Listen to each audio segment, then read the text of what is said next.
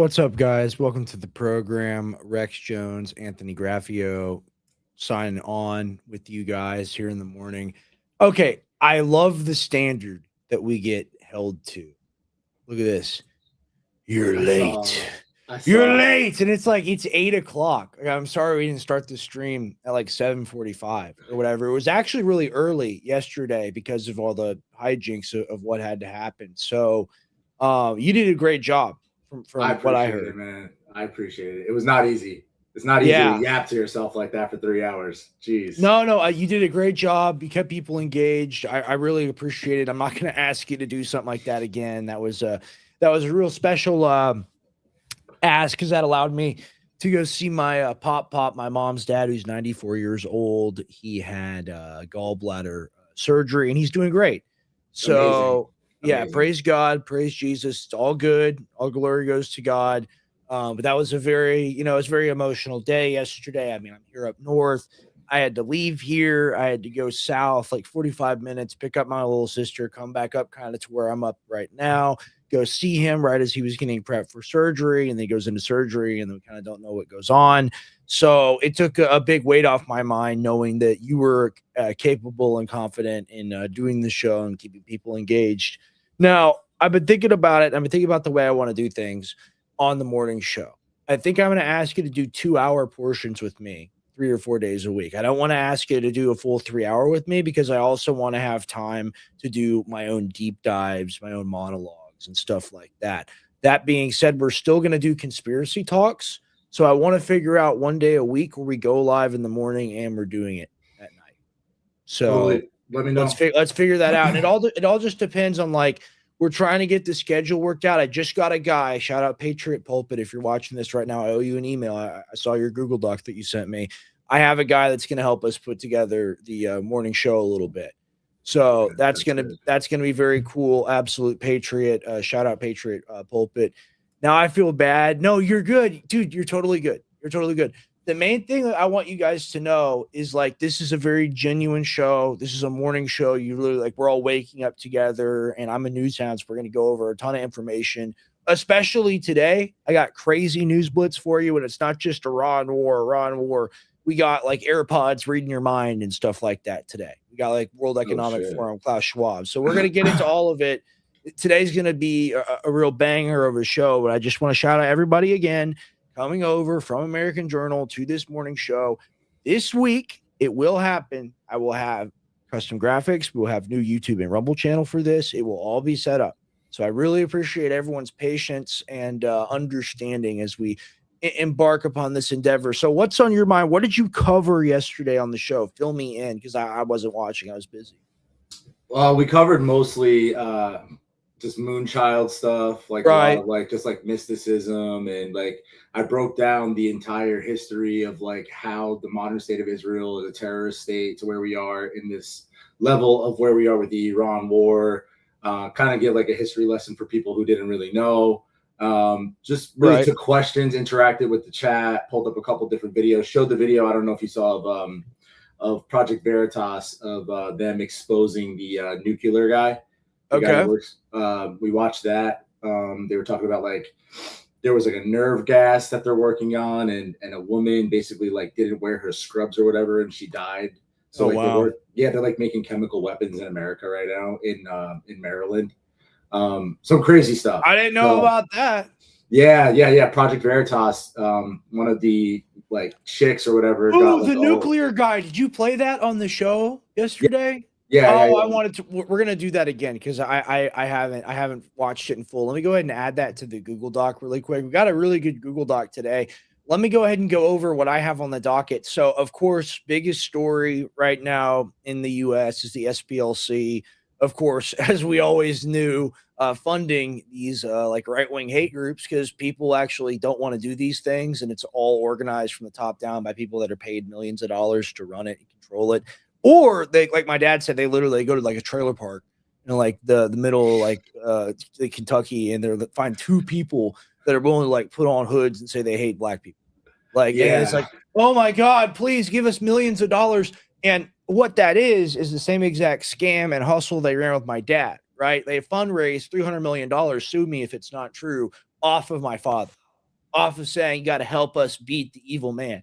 So that's what they do too, right? The SPLC, oh, you got to help us beat the evil Klan member. I mean, dude, I live in Austin. So these like Antifa types and stuff, they have this like fetish for like, we punch Nazis, we punch Nazis, we punch the KKK. There are basically no such thing. Like it's like a unicorn or something. It really doesn't exist. Like Yeah. maybe there are like 1,000 really hardcore racists in the entire country that are like KKK members in a country of like 300 million people.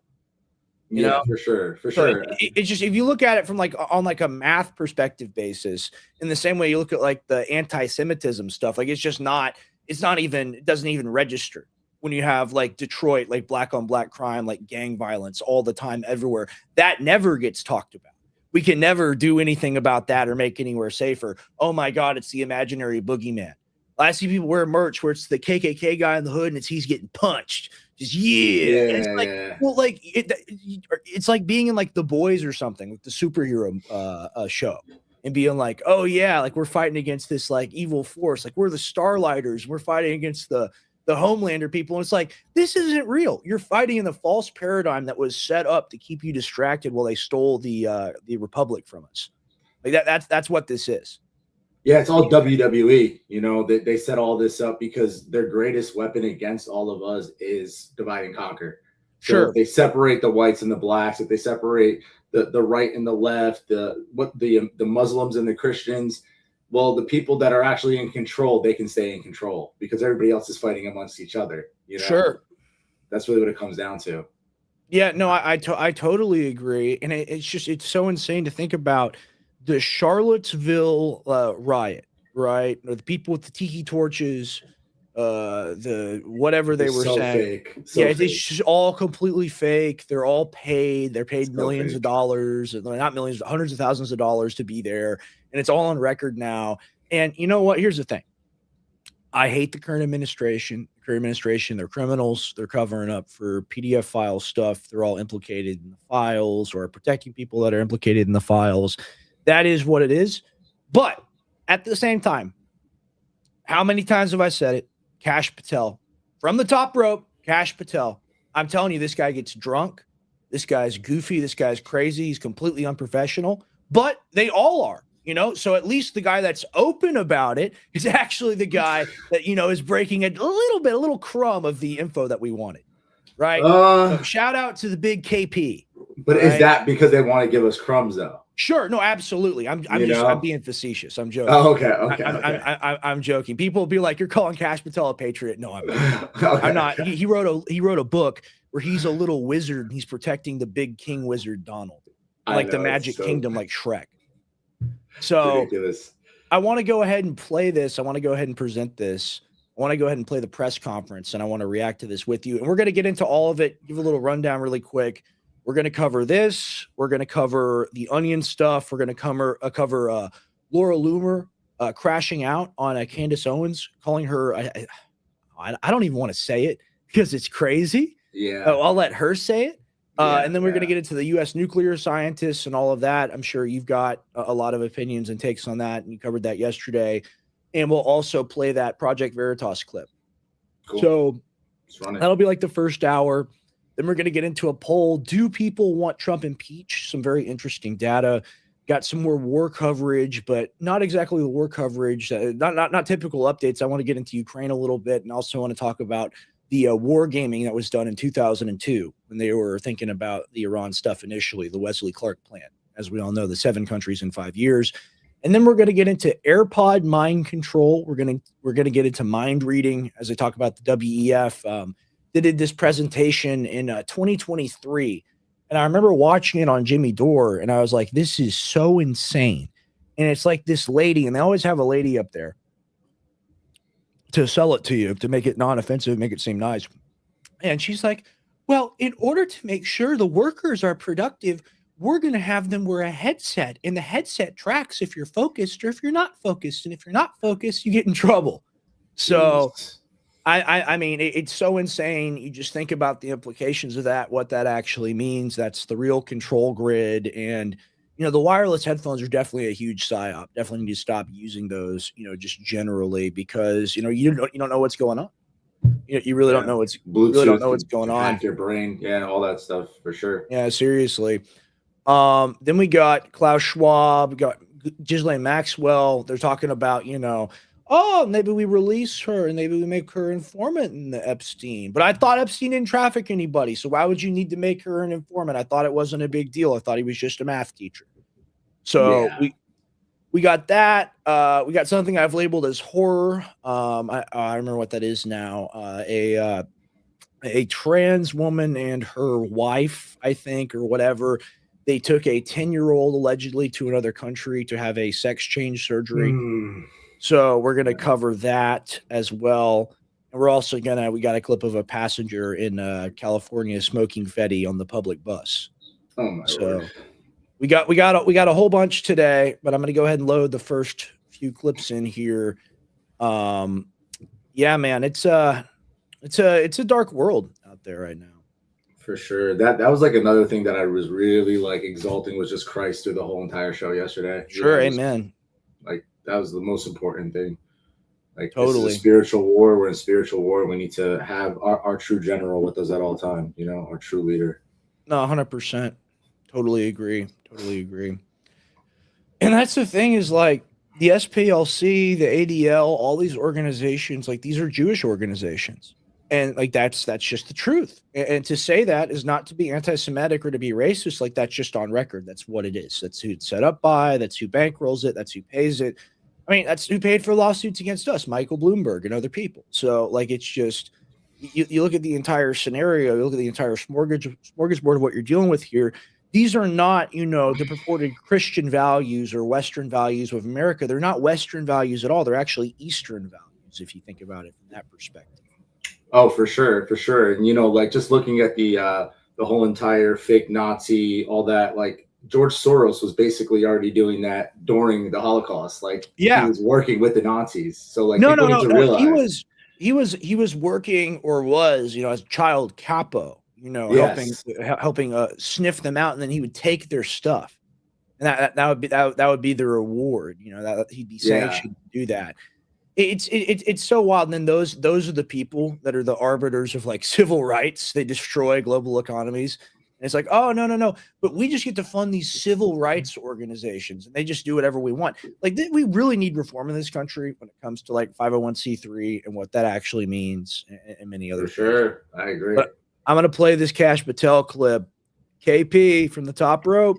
Let's go. We're here today is to announce what the general just told you. The Southern Poverty Law Center, in a massive sweeping indictment, has been charged with allegations of fraud and using the banking system to perpetrate that fraud. I just want to talk about a couple brief things here. The Southern Poverty Law Center. Look, it's just a little sniff. All right. He just had to do a little, just a little. Okay. He's waking up. All right. We don't criticize people when they're trying, they're trying to move through their day. All right. Maybe he needs a little something. He's doing important work. Themselves advertise to raise. He found Hunter Biden's stash and he's disposing of it properly. Ladies and gentlemen, do not be mean to this man. Money to dismantle violent extremist groups for a period of at least a decade. They use their donor network to raise money to purportedly dismantle violent extremist groups. However, the SPLC, the Southern Poverty Law Center, used the money they raised from their donor network to actually pay the leadership of these very groups. I just want to say that again. They used the fraudulently raised money by lying to their donor network, thousands of Americans. Think about this. Think about all right.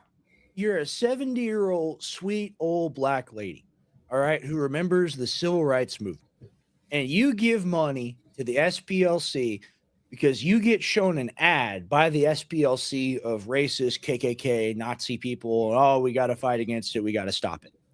You give them $1,000. All right. That's a lot of money for you. But you give it to them because you think they do good work, right? It's part of your pension. You're just going to give it to them every month. They're funding these groups. They're setting it up. How is that not fraud? and you say, like my father, they say my father profited off Sandy Hook. There's no record of that. You can't prove that. They just say it demonstrably. This organization profited off of creating and manufacturing racism that otherwise would not have existed had they not been doing what they've been doing. They needed to do that. They needed to do that because they need the racism. Like I said, they need it. They need us to have this divide and conquer. Sure. If we all come together, the game's over for them. And they know that. But it's not. I totally agree with you. It's not even the racism thing. Do you see the fraud? Oh yeah. No question. And more so when you go to court, you have to have, when you go to civil court, like it's all BS. You have to have a strong narrative to win. I just presented a very strong narrative. If you're out there, if you're African American or Latino, if you're anything non-white, basically, because you'll get treated better in court. It's just the way it is. Like if you go to civil court and you say the SPLC lied to me in order to get my money and they funded racism in my name without my consent, I think you're owed millions of dollars. Honestly, I think you're owed, at least 10 times the money that you gave them. So I'd like to see a class action lawsuit. That's the reparations. I think that needs to be called for. There you go. That's the reparations right there that they're looking for. I literally just laid it out. I need to email Barnes about that and just ask him, like, is that actually, because I don't see how this is not massively illegal because of the way that we were treated for nothing, But you know what? Let's say it's not nothing. And this is an argument I always get. I'm sorry to derail the show. Here we go. Another one of my wild goose chases. Here's the thing. I can argue the Alex Jones case on multiple levels. At the top level, which is my actual real position, you have the right to say whatever you want to question any event. Okay, it doesn't matter if people's fifis get hurt. Like that. Yes. That's the reality. But if you want to say that Alex Jones did defamation, if you want to say that he defamed the families, you're gonna make him pay $1 billion for that? That's okay. Insane. All right. Let's waive it all. Let's say, all right, you're right. He needs to pay $1 billion. These people need to pay $1 trillion, $10 trillion, the all money ever created on Earth. Because if you look at the scope of the scam, like as they would call it, like in their world, it would be nothing compared to everything. Like, do you not see what I'm saying here? No, I totally understand. The double standard is crazy.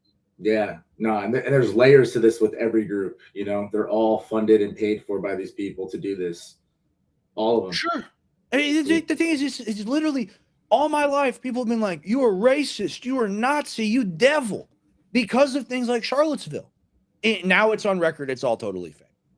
And I want to get back to the video. It's so wild to me. Like, they need to be sued into absolute oblivion.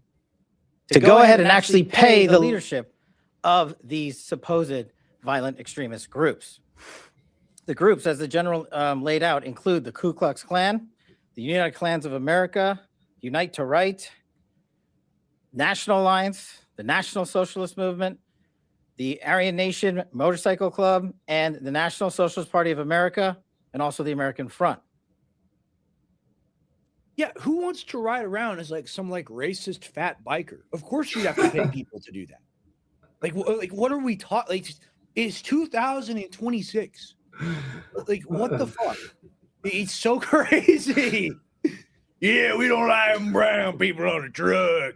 It's like, well, it's not the biker that says that. That's the president. Like the president is the actual racist. People aren't racist here. It's just our leadership. So, and like what I want to say real quick too is like I think a lot of these events where they even try to push racism harder, like my personal opinion, as always, what was that kid's name? The white kid that got stabbed at like the Texas school. Austin Lane. Yeah, like I don't know. Are these things set up as well to continue to stroke the fires of making this a bigger thing, like George Floyd and all these events? Like, are these events to keep the racism going? I think it's real, but it's like a thing where it's like Minority Report, where they almost know that like the event is going to happen, so they have this whole infrastructure built off capitalizing off of it, and just like they're ready for it. Like when one of those comes down the conveyor line, like, oh, we know what to do with this story.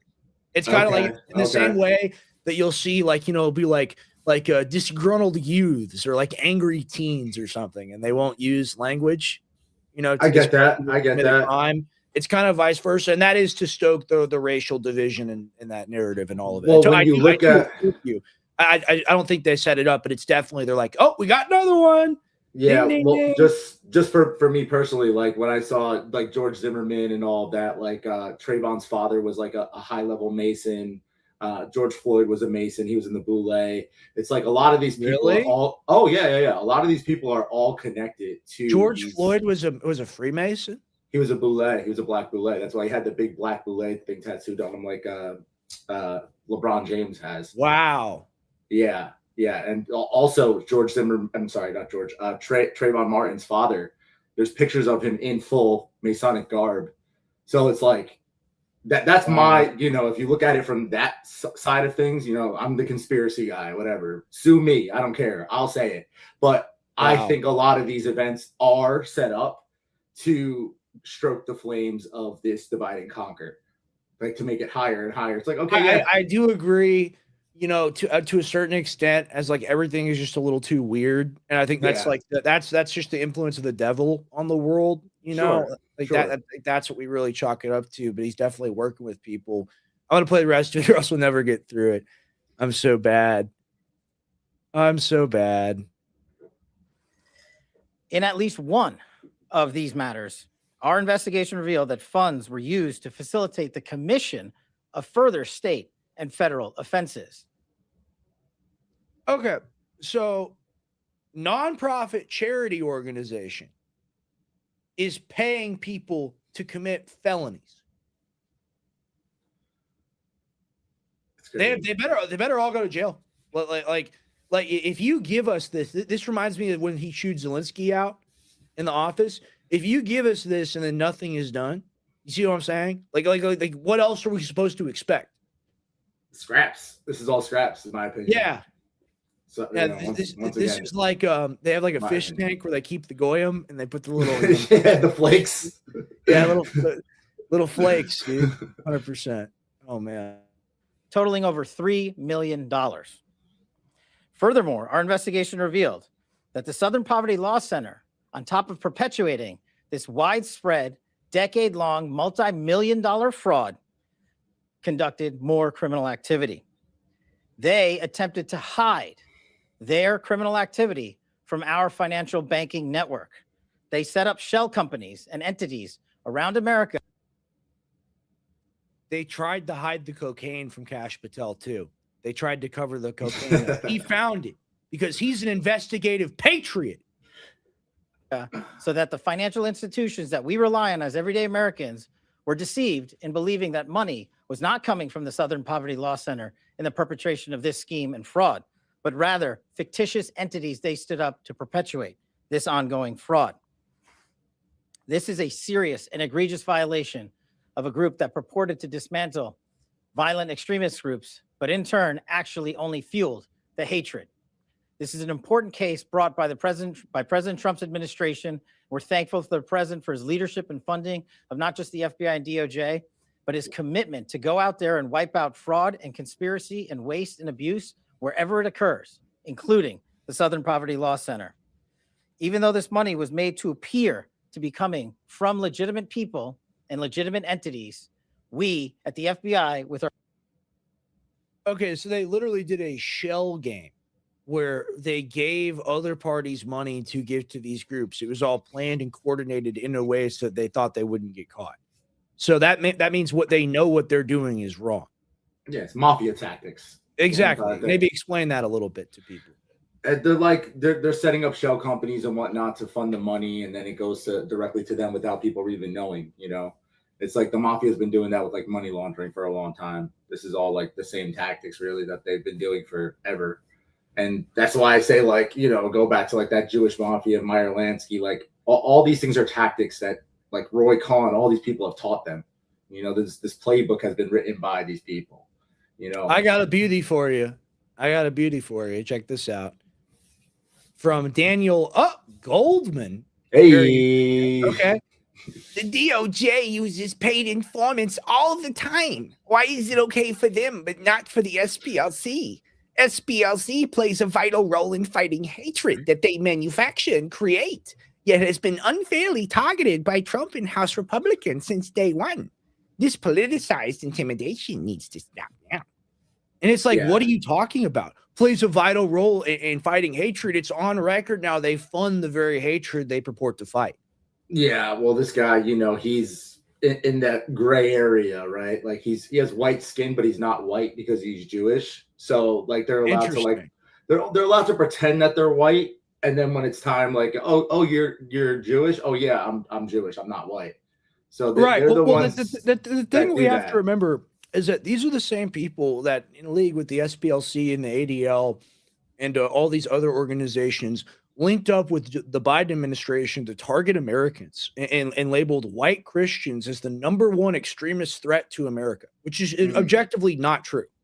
Like seriously. And the only time you can get somebody to commit one of these supposed anti-Semitic crimes is if you pay them to do it. You have to pay them money to do it, or it's a dude doing it to himself. Like it comes out on record, oh, the swastika got sprayed on the building. Who did it? The guy, the Jewish guy. Like that's literally happened over and over and over again. And again, sue me if it's not true. I like saying that, because it's reality. Like this is on record. It's a pattern of behavior. And this is what you notice about the country. Look at this response.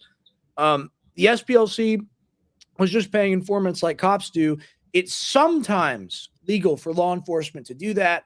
There are rules to follow. Since when have random activist groups been allowed to pay people to conspire and commit crimes? Exactly. Never.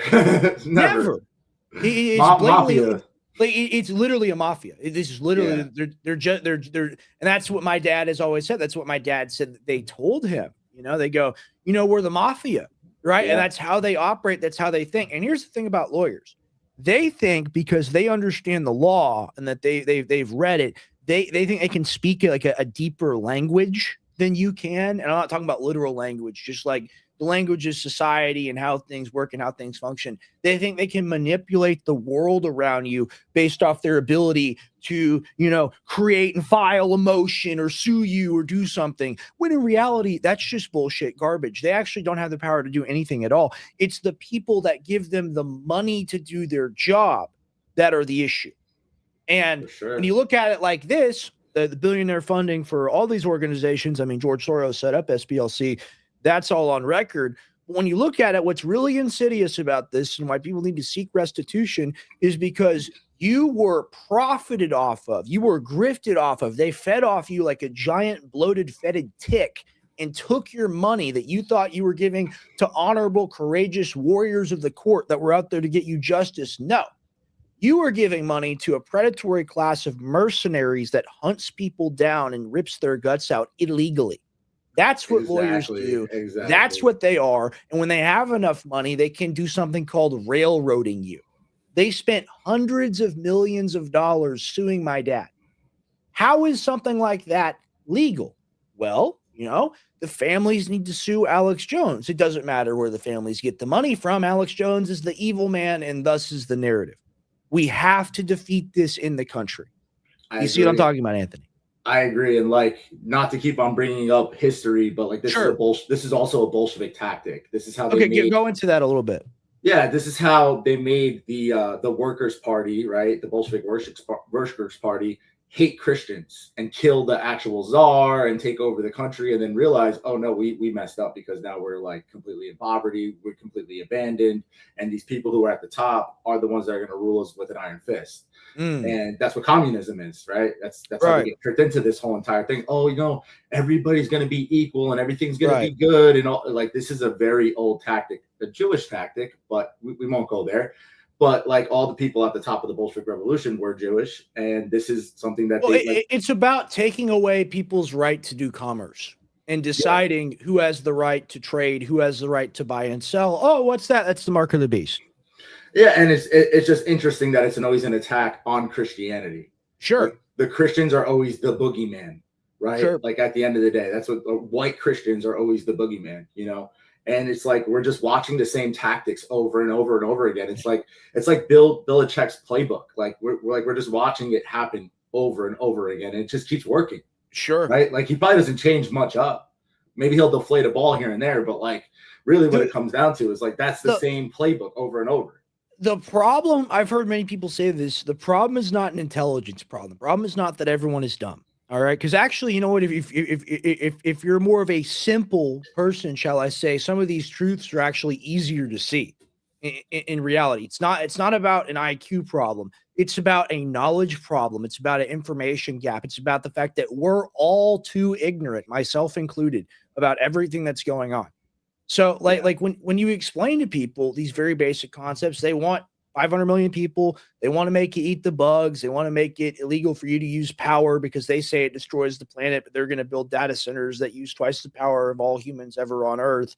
When you explain these things to people just a few times, like you have to get people to realize this is an anti-human agenda. It's all deliberately anti-human. It's not right. It's not left. It's not Democrat, Republican, even socialist, communist, authoritarian, whatever. It's not that. It's about making sure that there isn't a human race anymore. That is what is important to these people. So when we realize we realize that that's the problem, that's the thing we have to talk about all the time, that's the thing that we have to address. There's true honor and freedom in that. And then what are people going to do? They're going to argue with you. They're going to argue with you on that. And what's a big part of that? Being anti-war, because wars are how they destabilize the world into pushing it into chaos so they can bring about this new state that they want. So the reason why they get so angry when you're very passionately anti-war is because they realize you're trying to stop that first domino from falling, and they don't like that. That's always the first thing they do when all else fails. They take you to war. That's what Gerald Slinte says. Yeah, look what they did with the Epstein files. Right. It's like 100%. Prove it and get him again. 100%. Yeah. Let's go ahead and I got one more in this little section. I just got two more, but I want to show this. This is talked about for years. For years, I had to do apologetics for this. For years, okay? And it's all bullshit. And anyone ever brings this up to me again, I will crash out on them. Not actually, but, like verbally, I'll crash out on them and be like, are you fucking kidding me right now? Like, Oh. Yeah, we're good.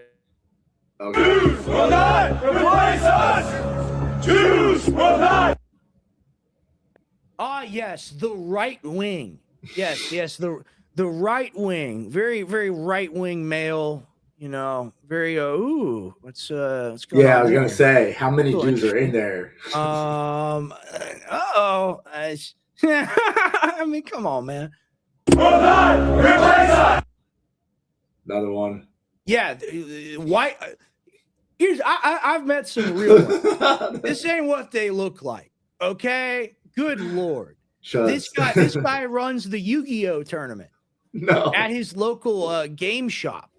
Okay, these are they're all in a tabletop gaming group. That's how they're like, damn, we can buy $200 worth of minifigs if we go out here and say we hate the Jews. That's probably how they got them in. Jews will not. Yeah. Dude, what are you going? Yo, this is like me if you cut me in half. It's crazy. Dude, look at his head. Look, he's taking shit that makes your fucking head grow. Look at that. Yeah, he's on the growth for sure. Oh my. No, bro. What? I'm sorry. Like, these people they're like garbage pail kids. Oh man. Replace us! Look at that.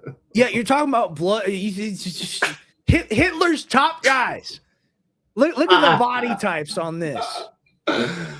Oh man, dude, these are the World of Warcraft champions, dude. They came out of retirement. Like, come on, I'm keep pausing it. I'm about to show you Patriot Front. All right, Patriot Front, actual militant organization. They look a lot different than this. I want you to notice how fake this is. Okay, like, good grief. Blood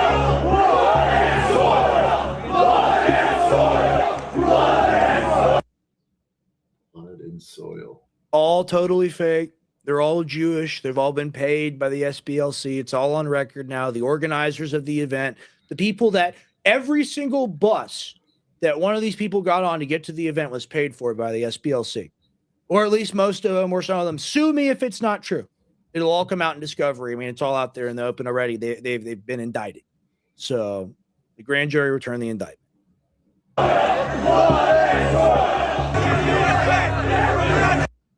Nah, bro. Look at that guy to the left. All right, so is that the hat? 1,000. Is that a tiny hat back there? Is that just That's the shadow IDF. of one? That's This IDF. is this is not a white person. No, This is that's also not a IDF. white person, not fully at least. At least a That's quarter something else. I mean, Looks like Cuban. look, this is a black guy. We got a black guy back there at the neo-Nazi rally. He's like, shit, man, I can get paid $500. I'm in. I'm in. Good grief, dude. Yeah, wild. Absolutely. Yeah. Again, all on record, paid for by the SPLC.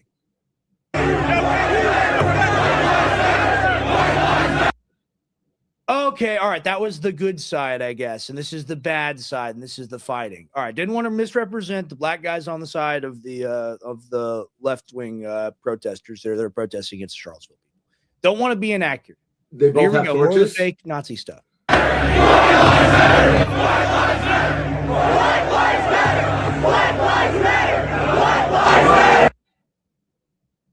They're both controlled. Both those groups are controlled.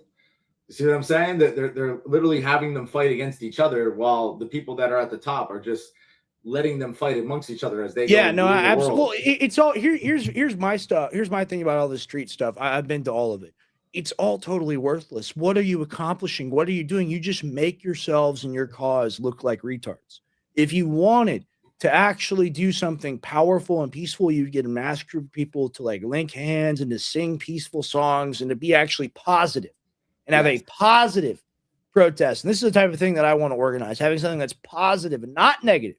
Because all these things like, I'm angry and I'm in the street and I want things to change. Well, no one's ever going to respond to that correctly in the way that you mean it, even if you're well-intentioned. You know, sometimes, you know, you have to be angry and raise your voice and show people what's insane and what's going on. But as far as like mass movement of people, what do? What really works? A strike.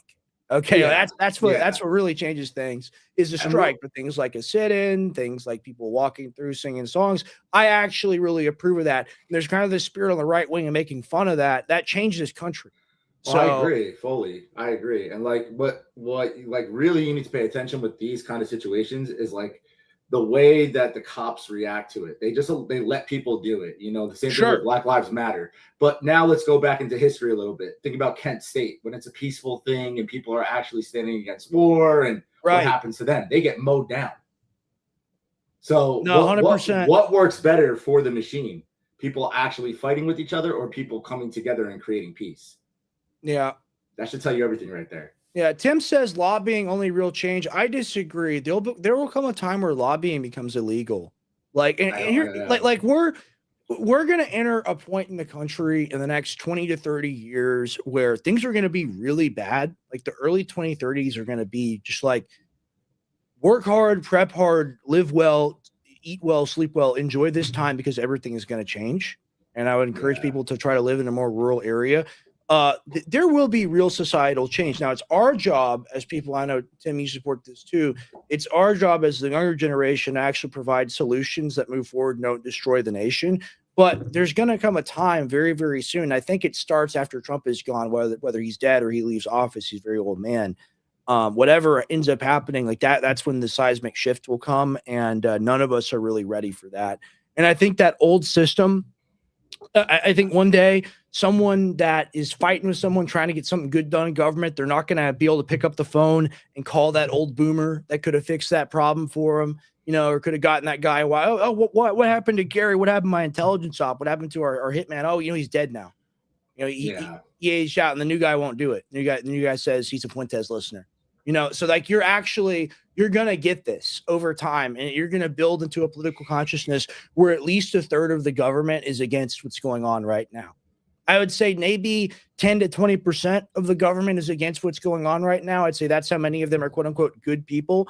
When you start getting a third of people together, you know, if you start getting a third of people together, and they're all like on the side of good instead of hiding from the evil, which is what I think people like, you know, maybe even a Tulsi Gabbard is still doing that right now. If you get people that are actually brave, that follow through on their promises, this country is going to change because things aren't going to remain the same forever. I mean, look at Russia. We covered Russia plenty of times on the show. Russia is a complete shithole, you know, and they fix themselves. So at least in large part. So I think we're going to go through a lot of the same process. And, the thing is, like, people are like, you want America to be humiliated on a world stage. You think it's a good idea for China and Russia to be in charge. I think we've lost a little bit of our mandate to lead. Okay. I really think we have. It's really embarrassing to be a citizen of this country and look at what this country has done. It's actually very disgusting and revolting knowing that all of us paid for all of it to happen. So yeah, I'd like for America to be knocked back from being an empire into being a republic. All right. Amen. A republic that controls its own hemisphere, that has its own problems, and actually has positive trade relations with these other countries. And I'm going to do a debate at I think before me and Tim go live at 6 p.m. or something Central, or 7 Eastern, so 6 p.m. Central. This Raylan Stark guy, and you set this up. I didn't consent to this. I just said yes to it, But you set this up. He's come from me before on Twitter. It is what it is. It's going to be an issues-based debate. He calls himself an imperialist. It's like this cool thing, like you're a middle schooler and you think that you're a Spartan warrior or something. And it's like, do you actually support empire? Like, do you support the crimes of empire? Do you support the cost of empire? Do you support the mountains of dead child bodies that it takes to build the world in which your dollar and everything that you have is superior to everyone else?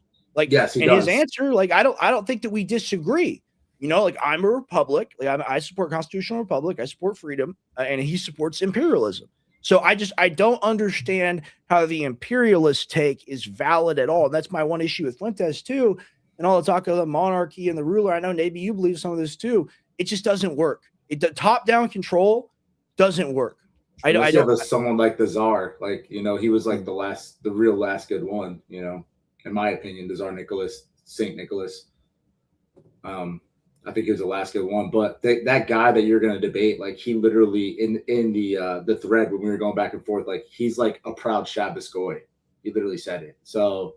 I'll ask him, what is there to argue about? Well, we've seen his policies. We get his policies. He's had his policies for 30 years. The country's gotten a lot worse. We've killed millions of people. We've killed 38 million people since the 80s with our sanctions. That's pretty insane, right? We killed 38 million human beings. We starved them to death, or made sure they didn't have power, or they froze to death, or something like that. Hey man, it's just people in America, we have crazy ideas about how we can't be touched. And I'm the only one that's hey, better fucking watch out. Because in 10, 20 years, what happens? People start treating us like Palestinians, So yeah, no, that's going to happen before that. Yeah, no, I totally agree. I 100% agree with that as well. Okay, man, I don't even want to do the onion thing. It's so gross. They do this the onion people, the people that have been appointed to take my dad's job or whatever, and if we're supposed to be the creative director, media director, here's how you know that we're complete legend goated alpha apex status, and these people are literal jester peasants. Okay, this is how you know this. We've never had a creative director or a media director. There's never been any of these titles. You're either an editor or a producer. That's all there is, or a host. That's literally all there is. My favorite saying of my dad is why don't I just give myself some grand title? Because it's true. You can just call yourself whatever you want. If I wanted to call myself, I'm a CEO. I can call myself a CEO. All I want, I don't. I'm managing member, not CEO, but I could, because I own 100% of the company. I could just go, oh. So these people, they're like, oh, I can have the job and get the money only if I can get the grand title, and it all means nothing. Title means nothing. The job itself means nothing. All that matters is what you produce. Produce, Tim Heidecker. Produce something that's not some weird CP knockoff where you're having this clown shop with children that you sell. I'm going to play this video. You're going to vomit. It's super weird. And people online oh, you don't get the comedy. And this is just like the quartering. Where is the joke? There are children that get human trafficked, get raped, and get killed and get eaten. Okay, we've seen the emails. All right, and this is from 2016. So what are you mocking back then? Did you know about it? Did you hear about it? Do you have any information about it? Perhaps it's all a little too weird. My roommate's it's just comedy, man. It's just comedy. The fuck it is. The That's not fucking funny. is, and my dad is just comedy, and that's 1,000 times less bad as this. You know, like it's all bullshit. It's a fucking double standard, man. I'm sick of it. I'm sick of this shit. But I want to go ahead and play this. Sorry for all the cursing. I know it's a morning show. I have the Loomer crash out too, but you're gonna vomit when you see this. This is really crazy. Really crazy stuff. Extreme viewer discretion advised. We do advise viewer discretion. The man hired by The Onion to take over InfoWars produced PDF filed and child torture and murder shows for Adult Swim in conjunction with Will Ferrell, who took part in satanic rituals with spirit cooking high priestess Marina Abramovic. All right, so they've got Will Ferrell in here talking about the children in very, very, very creepy ways. And Will Ferrell engaged in spirit cooking with Marina Abramovic. If you don't know what spirit cooking is, it's where they eat mock or real dead bodies and have kind of these sick modern art parties centered around it. Yeah, it's like, it's just an art party. It's not real. You're a sick monster. I'm going to go ahead and play it now. Your next part of your special event. The fact, our child clowns are washed and diapered daily, and no child clown comes without fake plastic doo-doo. My child clowns never take breaks. Now you can run an adult adapter. Sick. Yeah, what do we think about this? He's got a cup of adrenochrome in his hand. I mean, that's a pedophile. Yeah, with a red drink. Dude. Is he drinking blood? It's all satanic. To bring that child clown up to a regular man's eye level. Our clowns are soft to the touch. They're soft to the Yes. Our children are soft to the touch that I sell, and that's the joke. Yikes. It might not be a joke. No, that's a Pizzagate. Like, this is the same kind of. Yeah, like, no, emulation. this is exactly. And the weird edits and the creepy jump cuts, and you'll see some of the scary faces. We're going to pause on some of the demonic stuff. Okay. Did you make a mess of our child clowns? Bring them back dirty. Oof. That's, Yeah, what do that's we a think dead about baby. that? That's a dead Hey, baby. you know, I thought you weren't allowed to talk about children. I thought talking about children was wrong. I thought you weren't allowed to do that. You see how it's all a humiliation ritual? They get the people that make stuff like this that we've talked about for decades to replace us. You see how that works, guys? It's disgusting. We'll hose them off. And now we made returning your child clown even easier. Just use one of our many Mahanahan's Child Clown Express drop-off booths. And if you don't like that, I've got fun. Do you have a discreet adult party that you need? What? Do you have a discreet adult party that you need child clowns that we're going to wash off for you? You need them to. I have no words. I got to bring in one thing because it just is like it's resonating in my head right now. From the Epstein files, there's an actual file where it says a woman said that Epstein put on a full clown face. Wow. And yeah. So there's got to be some sort of connection. I won't go too deep into it, but supposedly. No, we got to do more research. Yeah. Okay. Wow. No, look into it for real. Yeah. Clown Cater News, my clown. Yeah, I don't appreciate the mind rape from these MK Ultra. people. Look, Yeah, MK Ultra. Look at this dude, man. Jewish, for sure. He's something. Hi, I'm Steve Mahanahan, and I officially endorse my brother Mike Mahanahan's Child Clown Shoes Outlet. Love you, Mike. I love you, Steve. I love my brother Steve, but I'll tell you one thing. These clowns don't come with shoes. Have you ever seen a child clown without shoes? It's disgusting. So zooming in on what's supposed to be children's feet, just like Nickelodeon. Nickelodeon had a record of this. Dan Schneider. If you ever heard any of this stuff? Yeah. Or just another. Hey, it's not a dog whistle when we do it. Hey, when they say something, they're a Nazi. But when we do obvious PDF file stuff, we're not PDF files. It's disgusting, Dude. And this is why. And it's just like, why can't we just get like if we had one just one time, just 1 year where government actually worked and they were actually investigating people like this, like, and people like this got sued instead of people like us, like, man. I just want to bring in one more, just No, side note, side note conspiracy theory real fast, but they say that the original Nephilim actually look like clowns as well. I don't know if you ever seen that. There's like a whole entire book on it, but like the original Nephilim, they actually represented and looked like clowns, and that's where clowns come from. So this is even coming from a darker place than people even understand. Like, if we understand who the Nephilim were and why God flooded the earth, like for them to make jokes about clowns and Epstein wearing a clown face and now using this like situation to make a joke about child sex trafficking and blood drinking and whatever and discreet parties, it all has to do with the devil. That's all I want to say. It definitely has to do with the devil. Definitely, I can agree with that. It definitely does have to do with Satan. Get your child clown shoes from any other outlet. Yikes. Totally normal. That's a real friendly. You can tell right there. You know that's. You wake up, you know, you're in a freezing cold cabin in the Appalachian Mountains, and you see a guy looking at you like that, and he's got a knife, and he's going to slit your throat. That's what that reminds me of. This is like some crazy, like, you know, serial killer stare or something. It's Manson lamps looking right at you. Yeah. Look at this guy. Murderer. Dude. Looks like one. In our Looks like one.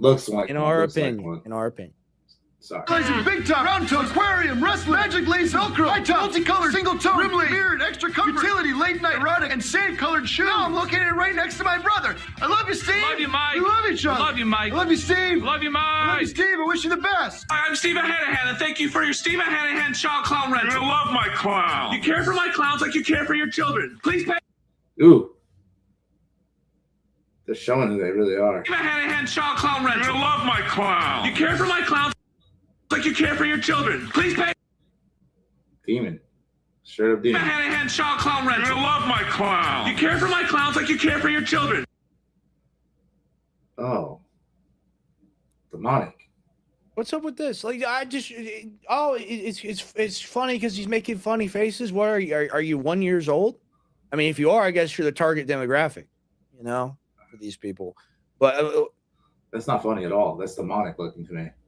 Yeah, exactly. What weird symbolism and frequency. It's very bizarre.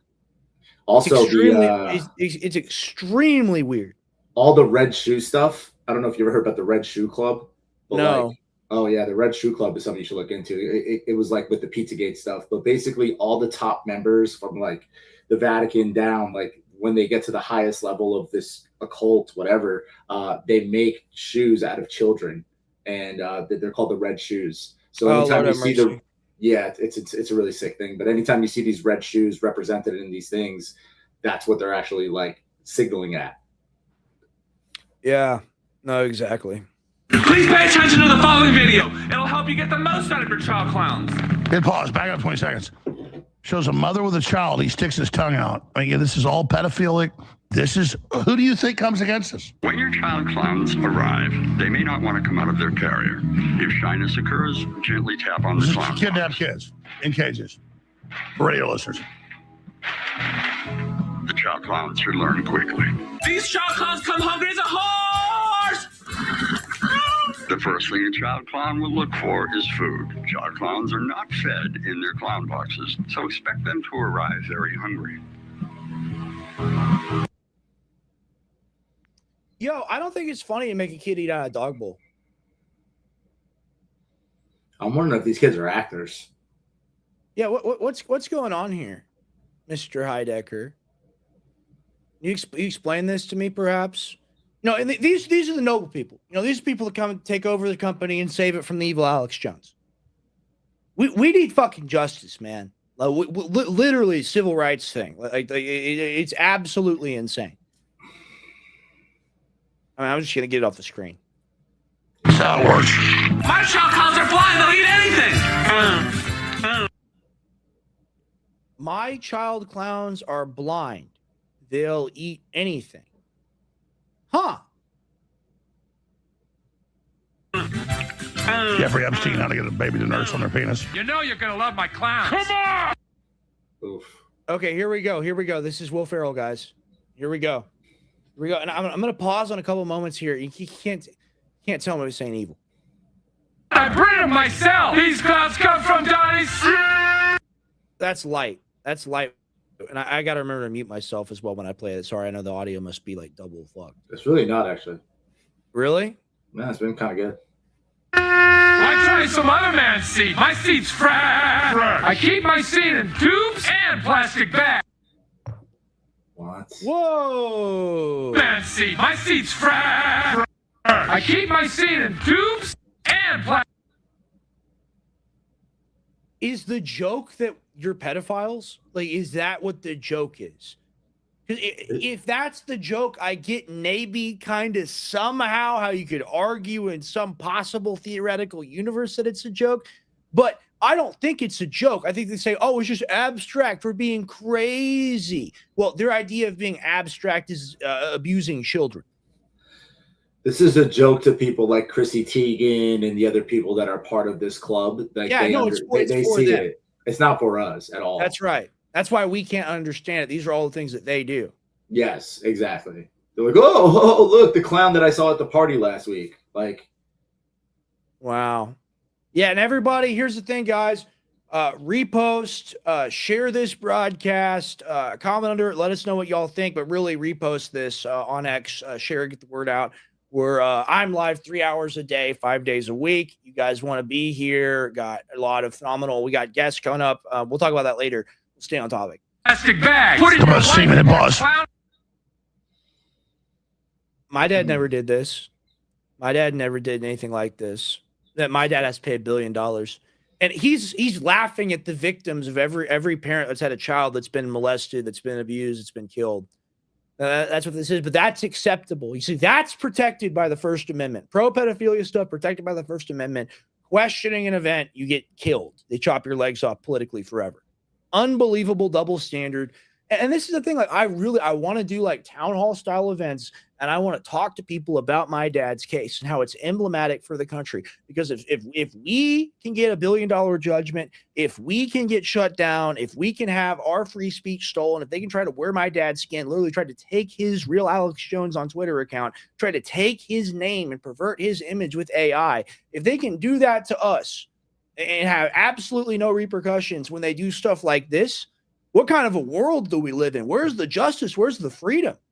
I literally, like, my dad is being treated like an animal. And these are the people, in my opinion, in my view, in Minecraft, not in this universe, that should be treated like animals. So that's what I think. yeah, I agree fully. I'll play the rest of it. It's just so sick. The phallic symbol. Again, they're all about fresh kids to rape. That's a big thing with them. Let's continue. Women I breed with are clean and have real clown traits. Look, I'm a clown breeder. It's in my blood. It's in my balls. Okay, so he Also has important, women important. that he has children with, just like Epstein and Peter Nygaard. You know, they'll get the woman pregnant, and they have the kid as the object to either steal the organs from because it's the same genetic material, or you know, to just abuse and rape. And oh, it's yours. It's even better. Yeah, baby farms. John Wow. God, yeah, a lot of this Zorro Ranch. It's like these are proven things. Yeah, we're sorry about the MK Ultra stuff, guys. That's why I'm pausing it a lot and all the bullshit. Yeah. You have to see it. We have to view what these people are. Yeah, Boss. They say clowns are children. He's a child breeder. Not a good time right now. I'm gonna have to bury him in the back if he keeps. Ooh, Oh, I have to kill the kid. Ah, ha, ha, ha, ha, the joke. It's all a joke. Where's Ooh. the punchline? Like, where does it come out? Like, where the cops come in, right? And the cops are like, "You're arrested." That's all it would take to make it a joke, right? yeah, But we don't have that. You see? You notice how we don't have that? And you see how I, with a normal brain, how I was able to construct, like, oh, maybe you could make this into a comedy skit. It's not a fucking comedy skit. no, it's This disgusting. is real. This is what they want to do, in my opinion. It's what they do. Look at this. Look at this. Look at the kid. Look at Will Ferrell. Look at the demon, dude. Yeah, absolutely. It is a real toddler as well. Yeah, no, this is sickening stuff, guys. Yeah, exactly. Oh, it's all a joke. Ha! You don't get Tim and Eric's epic humor. This is pedophile program. Like, seriously, how can you not say this is pedophile coded? Take me to court. Take me to court. Like, how can you not say They have children in cages. He's talking about inseminating women to create children that he's then going to bury in the backyard. Yeah, I mean, this is like incriminating in my opinion. Oh no, Like- 100%. And Mersey Note says they have to show you it's the deal. Yeah, no, 100%. The vampire always has to let you know what they're about before you let them in. And like, if I see this out on the street, I will go to jail. No, absolutely, all of us would. Well, here's the thing too. Like, why can't Todd Blanche like take the Epstein files that's already like confirmed that all this is happening, and then go back and like watch things like this and be like, okay, maybe they are suspects in this. You know, Because they're all in on it. Exactly. And that's why, as good as the SPLC news is coming out that that's all true, and we've been vindicated for a decade talking about it, that's an obfuscation. Just like the war is an obfuscation to keep you away from the real dirt. And the real dirt is stuff like this. Yeah. Look, you got crying children in cages. Yeah. Exactly like that. Oh, wait. I thought children in cages was like the most evil thing you could even ever talk about doing. You remember that? Good point. Real baby, a year and a half old. I'm gonna have to kill this baby because it's crying. They're bragging to you, and they're taking over InfoWars. They say that's who they are. That's the Onion. The guy that's taking over, the main Onion guy, is the writer for this. My mainland operation got shut down, but guess what? Now I'm on a ship. There are no rules on international waters. That's important right there, because they actually used it. This is proven too. They used the Disney cruise lines, because the Disney cruise lines would actually go towards Epstein's Island. And if you know, Ghislaine Maxwell had a submarine license. So this is important that they're talking about the ship. I have to respond. I have to respond to something real quick. So I love it. And you're getting Owen playing it and taking it seriously. This is weird stuff. And people, Moshmiri, people have called me out and my dad our entire lives for being weird and wild and crazy and putting on Joker makeup or doing like a Cobra Commander and stuff like that. I would like to know where the joke is. Can you tell me? Can you explain to me? And maybe I just don't get comedy. Maybe you guys don't understand. Can you explain the joke to me when Will Ferrell is holding up the bag of the semen when the children are in the cages?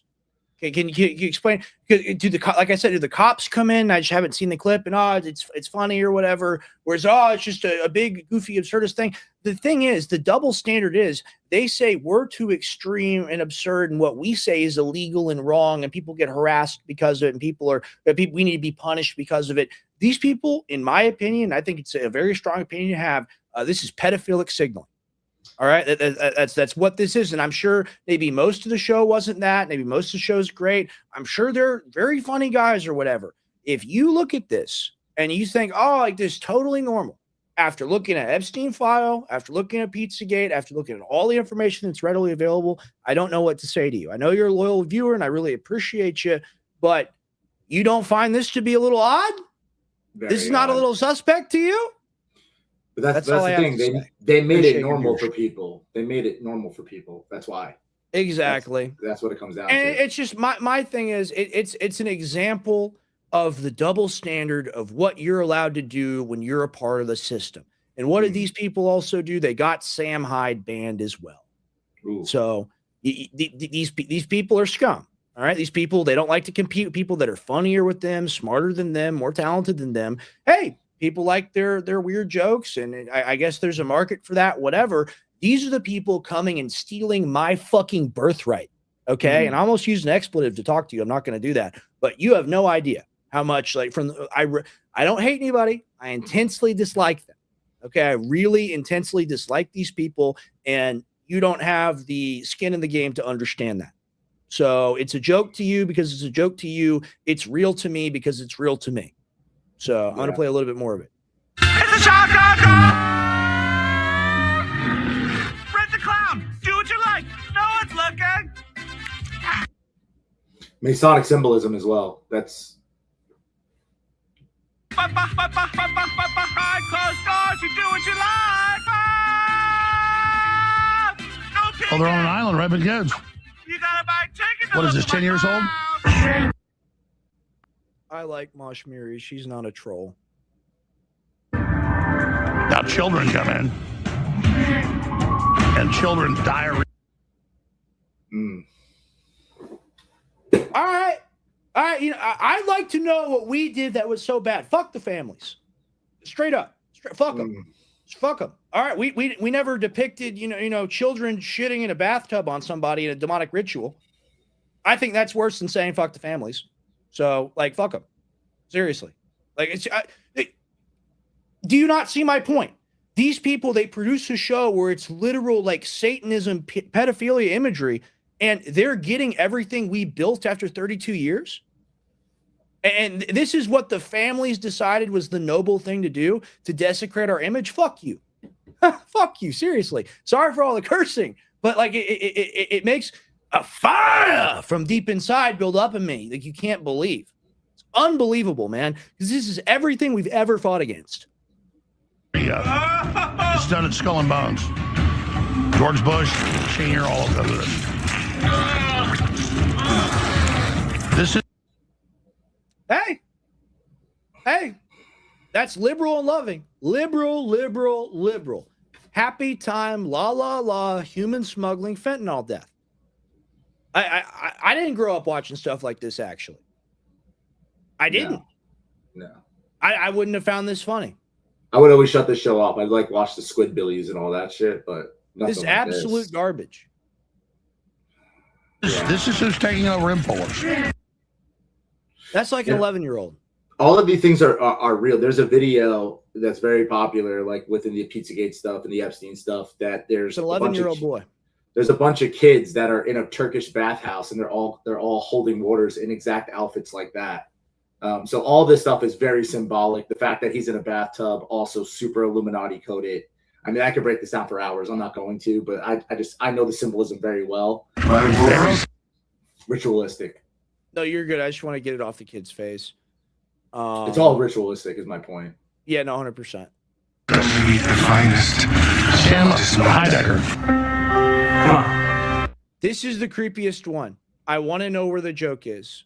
All right, Mosh, if you're still watching this, I want you to explain to me how this is funny and how this is not. This is very creepy and sad, actually. I'm going to go ahead and play it. You'll see what I'm talking about. And I get the joke is, oh, the guy has a used toilet paper store. But maybe that's a metaphor for someone having a failing business and someone coming in and taking his son from him. So we're going to watch that. And I'm not going to pause it again. Just prepare yourself, Anthony. Okay. Bring a little innocent boy out. It's all about Jeffrey. Filth. Say hello. His name's Jeffrey. This is the Jeffrey. Onion. This is who runs it. This is who thinks they're taking over. Will they win? Come here. It's up to you. Let me feast my eyes on that boy. Come here. Share this video. Share this report. Take a look at you. Stand against these people. Hey. They think they're stronger than you. They think they're better than Size you. of him. They think you're pathetic. See your mouth. Nice teeth. You want to sit on Uncle Tim's lap? About to sell the Get on my kid. knee. I like your son a lot. All right, Tim. You tag along with us, and I could teach you a little bit about what it's like to be a businessman around here, what it's like to be a real man. Just like It's Eyes like Wide you- Shut Ins. The man and the daughter over. Huh? Sound good? Yes, sir. Oh, don't call me sir. Why don't you call me daddy? Say yes, daddy. Yes, Daddy. Does that sound good to you, Uncle Reg? Yeah, okay. You gonna be my son? So the pedophiles produce TV, and they get with Bloomberg, and they get with the Democrats, and they get with Koskov and Senator Blumenthal, who runs it, and these are their productions. You don't get to call anybody an extremist if you're making stuff like that. Wow. Someone pointed out I was using my computer mic. Thank you for telling me that. I just noticed that as well. Yeah, your audio quality is better now. Okay, sorry about that, guys. No, you're all good. What are your thoughts? Oh man, I mean, the symbolism that's riddled through that is absolutely insane. Completely Illuminati coded. The kid's name was Jeffrey. On the island, on the ships. This should be in the Epstein files for incriminating evidence. This is enough to take them. The thing is, it opinion. matches, right? And the thing is, you can go, oh, it's a funny joke. And I'm talking about the person in the chat that thinks it's a funny joke. You can say, oh, it's a funny joke. Why does the joke match exactly what the pedophiles do and say? Why is it their coded language? It's not. It maybe it's meant to play off as a joke, but it's really a joke to you because you don't understand the symbolism behind it. And and Anthony, here's the thing: we disagree on conspiracy stuff. We do, but Yes, when it comes to the reality of the world, there's a deep metaphysical undercurrent. And the reason why these events and things happen in the way that they do is because they're trying to tell you a story. And there's certain symbols they use to tell you those stories, and different groups use them to communicate to each other so you don't know what's going on. yeah. And sorry, like when we talk about the Epstein stuff and the Epstein files and the Epstein emails, and you're making comedy skits about it, years before any of it ever comes out, a decade before any of it comes out, it's a little weird. Well, yeah, it's very like weird. it's also like all these like celebrities during the Pizzagate stuff. Chrissy Teigen will use like she deleted 3,000 tweets. Like, wow. So they make jokes about pizza. They make jokes about kids. Like there's Patton Oswalt had one talking about like he's a pedophile. James Gunn saying what's better, an eagle grabbing a kid or a pedophile grabbing a kid. So it's like the symbolism behind all of this is 1,000% connected to what I will be watching the full movie. I'll be doing my own investigative report. We'll see my conclusions there. But I want to give us an opportunity, because here's the thing: we're doing the show. Stuff you got to know about me and Anthony. We're both small businessmen, manufacturers. We ship consumable goods. We ship topical goods as well. I'm in supplements. You're in beef tallow. Your beef tallow is amazing. Tell them about the Ungovernable Project and what you do over there. So we make 100% grass-fed, pasture-raised suet tallow. And this stuff's awesome. It's suet. Yeah, we make this for cooking, and we make it for skincare. For cooking, you're never gonna cook with anything else as soon as you try this. I promise you. Like, promise you'll make every single one of your meals in it. You'll buy the 16-ounce first, and then you'll want the half gallon. I've seen it happen so many times. People start cooking, and they're like, "I make every single meal in this. I need it bigger." We actually had to stop selling gallons because people were buying them so much. So we went to half gallons. Yeah, like people love our tallow. You're not going to find anything like it in the stores. We make it all handmade. This is our skincare. This specifically is our sunblock. The Sun Gazer. It's real toasted coconut. We only use real raw ingredients. Non-nano zinc. Those artificial sunscreens are literally poison. Horrible for you. Horrible for you. That's what causes cancer, not the sun, guys. Like, I don't know if you know about that. You probably do as well. But it has non-nano zinc oxide, cocoa butter. It smells amazing. It smells like an Almond Joy bar, and it's great for you. All of our skincare products are made with 100% real raw ingredients. We don't use any essential oils at all. Our deodorant is incredible. It has like some of the best ingredients you're going to find. Come check us out. www.theungovernableproject.com. Thank you, Rex. Awesome, man. I love it. And we've been talking about it all week. I got to get more. We'll hang out over the weekend. Let's do it. Something done. I want to let all y'all know as well. I've got jonescbd.com. I've been plugging Knockout Sleep Support a lot, 50% off.com. I've got the classic Knockout Sleep Support supplement, and that is really good. It's very potent and people love it. It's a time-honored bestseller, but let me tell you right now, I have been on a Dreamwave kick. I have switched from the Knockout to the Dreamwave, and let me tell you, it's because I'm using like a dropper and a half, which is like 10 milligrams of melatonin, like 75 milligrams of CBD. It's totally crazy, and like hundreds of milligrams of blue chamomile in there if you do like a dropper and a half. I've been doing this sublingual administration. I've been putting it under my tongue immediately after, like 5-10 minutes after I brush my teeth before I go to bed, and then I lie in bed for like 5-10 minutes, and then I drink some water, get the rest of it down and whatever. And at that point, I'm already basically going off to dreamland. And the dreams are amazing. The sleep duration is amazing. I've been sleeping about 7 hours, which is like exactly perfect for me. That's when I know like my brain's where it needs to be at. 8 hours, a bit too much for me. 6 hours is too little.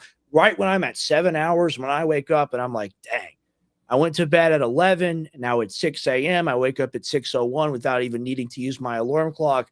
That's in part because of the amazing botanicals and CBD, full spectrum CBD, found in Dreamwave PM blend from jonescbd.com. This really is like $37. You're going to buy CBD from somebody. You're going to buy $37 CBD. No, you're going to pay $60. You're going to pay $50 for it. And this isn't just CBD. This has melatonin and blue chamomile in there. It literally is like, it's like a delicious golden nighttime tea that you're able to put into your mouth and just enjoy and drink with some water. And the the aromatherapy of the blue chamomile and all of it just kind of fills your mouth and fills your nose, and it tastes and smells amazing. You're gonna love this product. It's just like a classic sleepy time tea. If you've ever tried one of those before, you loved grandma's, you're gonna love this too. This is my grandma's second favorite product on jonescbd.com. My grandma really loves the Ultra Green. She's a former long distance swimmer, very talented swimmer. But she doesn't like having to do sublingual. She doesn't like having to leave the CBD in her mouth. What's really awesome about this is it's made so you just squirt it in water or orange juice. You just drink it real quick. And it's 80 to 90% bioavailable instead of around 10 to 20% with the oil base. Now, you're able to get around that with the oil base, like I said, with the sublingual administration, right? So both Dreamwave, that's sublingual, you leave that under the tongue for 15 minutes, and Ultra Chill, which is the nootropic blend, my dad's nootropic blend as well, ashwagandha, theobromine together in one CBD package. Leave that under your tongue for about 15 minutes. That's how you get the full effect, the full bioavailability. With this, it's a hack because it's been emulsified. It's surrounded in a lectin layer. So when you take this, it just gets into all your cells, all the parts of your body immediately, and you don't have to worry about being fat soluble versus water soluble. This is water soluble. It's what you want to get. It's also got chlorophyll in there for added antioxidant support. People with inflammation, people with nagging, aches and pains, stuff like that. Really recommend, not making any health claims, really recommend you check out Ultra Green Nano CBD. Like I said, I've also got my dad's Ultra Chill AM blend on here. He loves this formula. If you want Alex Jones's formula, go ahead and get the Ultra Chill AM blend. And I'll do a quick plug for it, plugging for a little bit here. I've got the vintage, the classic, the proper knockout sleep support. If you're an InfoWars longtime viewer or listener, you remember this product. You probably have taken this product before. I've reformulated it. I've added magnesium to it. I've added additional herbs to it. I've made the entire formula better. You're going to want to go to 50percentoff.com and check that out. I've got a bunch of other deals as well. I also want to remind people I've got Brain Force Plus. I've got the incredible Brain Force Plus. And when this is gone, it is gone for good. So you're going to want to go ahead and get it now. That's Brain Force Plus at 50percentoff.com. It's Ultra Chill, Dreamwave, and Ultra Green at jonescbd.com. I haven't even gotten into shroomforce.com, but I've got a whole mess of stuff on here I'll plug later on in the show. And then, of course, everybody's cooking. If you want to be cooking as hard as Anthony, you're going to want to get yourself some beef tallow. And if you want amazing skin, if you want amazing smell, you're going to want to get the aromatherapy products. Really awesome stuff. And when you do this stuff, guys, the reason why we plug, you're supporting small business when you do this. You're supporting people's payroll when you do this. You're supporting American business when you do this. We are not people that are internet hustlers and it's all the ads protocol and the algorithm says this and see. Literally, we do this because we love it. 100% authentic, 100% real.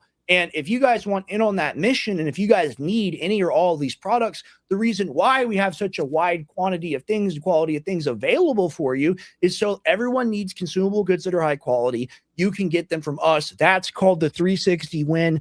Nobody loses in that. So that's why we plug. Your thoughts? For sure. What did you say? Your thoughts in closing on that? Anything you want to say about the tallow or just, the business? Oh, yeah. No, I mean, seriously. Businessman in this economy right now. Yeah, it's hard. It's really hard. It would really help me and my family. I got bills I gotta pay and stuff, and we really give a really amazing price on all of our products, and they're worth it. And they have thousands of testimonials, and we actually make a product that gives you real results. So, no, absolutely. Letting me plug. Can I answer a question real fast? No, go ahead. So, Parish Place asked about if I know about the Cannibal Club. And I just want to tell a really quick story. I'll make it super quick. No, you're good. Go ahead. I'm pulling things up. So what's interesting, I do know about the Cannibal Club, but I actually have a story. So my brother, he went to the French Culinary Institute. And the first job that he got out of there was in New York City at a place called Cannibal. Okay. And he worked for this guy. I think his name's Francis something or other, whatever, but you look him up. The day that the Epstein files dropped, my brother messaged me and he goes, "Yo, did you see that Cannibal was actually in the Epstein files, the place I worked?" And I was like, no way. He's like, "Yeah, dude. And I got to tell you something." He's like, now memories are coming back to me. Because this place was it's a carnivore bistro bar. and they used to make like all different. Yeah, Francis Darby. Thank you. They used to make all different kind of meals and stuff there, like out of like alligator, like all different kind of animals or whatever. And he said one time that he went into the freezer and there was like a carcass that was wrapped up in the back, like, Right. and you're not supposed to wrap meat like that. Like Right. the meat's supposed to breathe. And he went to go grab that carcass or whatever, and like Francis like told him like, no, don't worry about that. That's for a special feast. That's not for anybody else. Like, Right. Right. my personal whatever. So you find out in the Epstein files that Epstein was messaging this guy Francis Darby about jerky, and when you find out what the jerky actually was, it was human jerky. My brother actually can confirm that there was like a wrapped up carcass that was in the freezer of the cannibal. The cannibal's now closed down. There was also one in LA and I think Culver City or whatever. And now like Francis Darby has completely disappeared off the internet, all of this stuff. So it's a really shocking revelation that it actually hits so close to home. So yes, I do know about the Cannibal Club. I do know about the Cannibal Restaurant. These people actually do eat children. Like, can confirm it from my own brother. Sure. Sick stuff. So I just want to answer that question. Yeah, no, absolutely. Thanks. Shout out to Tim for making the great graphic. Tim just threw up a little border here. I don't know if you guys can tell. That just got added in from cyberspace there. So really appreciate that, Nice. Tim. That actually looks great. My American Journal. Very much so indeed. Well, here's the thing. We talk for like 5 seconds, right? We talk for like 5 seconds about something. We plug for like 5 seconds. And then I'm like, okay, I might as well, even though I've got a list of things to cover, I might as well just go on Twitter and refresh. Trump has tweeted twice. It's about the war. We got to get into it. So this is breaking news for people last 30, 45 minutes. This happened from Donald Trump. Iran is having a very hard time figuring out who their leader is. They just don't know. The infighting is between the hardliners who have been losing badly on the battlefield and the moderates who are not very moderate at all. But gaining respect is crazy. We have total control over the Strait of Hormuz. No ship can enter or leave without the approval of the United States Navy. It's so incredible. It's so amazing. It is sealed up tight until such a time as Iran is able to make a deal. Thank you for your attention to this matter. So he's like, yeah, the strait's closed, but it's closed because we're doing it. Come on, bro. Did you see the video yesterday that they posted of the IRGC like pirate looking dudes like going up on that oil tanker? No. Oh, it's badass, dude. You gotta send it to me. Okay, hold on, I got you. I'll DM it to you right now. It's so wild, dude. All he does is just lie. It's actually impressive. Like it really is. He's like, well, I'm kind of fucked, but how do I make it sound like I'm winning here? Like it's Mr. Krabs-esque. Yes, very, yes. Very, very like he's like Mr. Krabs. He always like makes some sort of like satanic like Faustian deal, and he try to get out of it. That would be that's SpongeBob's a pretty deep show. It's a pretty good show. And he'd always just be scrambling. I just sent it to you. That's what this reminds me of. Okay, I'll go ahead and pull it up. Let me hide my screen real quick. Oh, we got more cat turd. Oh, it just keeps coming. It just keeps coming. Show. It's gonna be a loaded show. What will we do without cat turd? I don't know. I think we just retire. My life would be in ruins. Yeah. He holds the world up. He's been in over 4 million bar fights, So, is it them seizing the container ship? Yes. Okay. Yeah. Go ahead and show this. Okay. But they have a boat, and Trump said they obliterated their navy.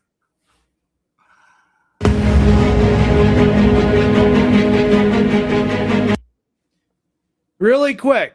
All right. People keep asking this question. So I missed out. Why is this called My American Journal and on the InfoWars site? So I'm going to get this streamed to the new network, AJN. I'm going to get that set up. I'm also going to get that set up for Gray Area too, or at least I'm going to try to. I say that. I don't have the actual control to do such things, but I think I can swing it. The InfoWars show is dead. American Journal no longer exists anymore. It was the first domino to fall, just like InfoWars won't exist after May 1st. So like that's the reality of what's going on here. Like next Thursday, it's over for good. We can confidently say that now. Like it's done. Like the final boxes are being moved out of there. So that's what's going on here. We're gonna get back to the footage now.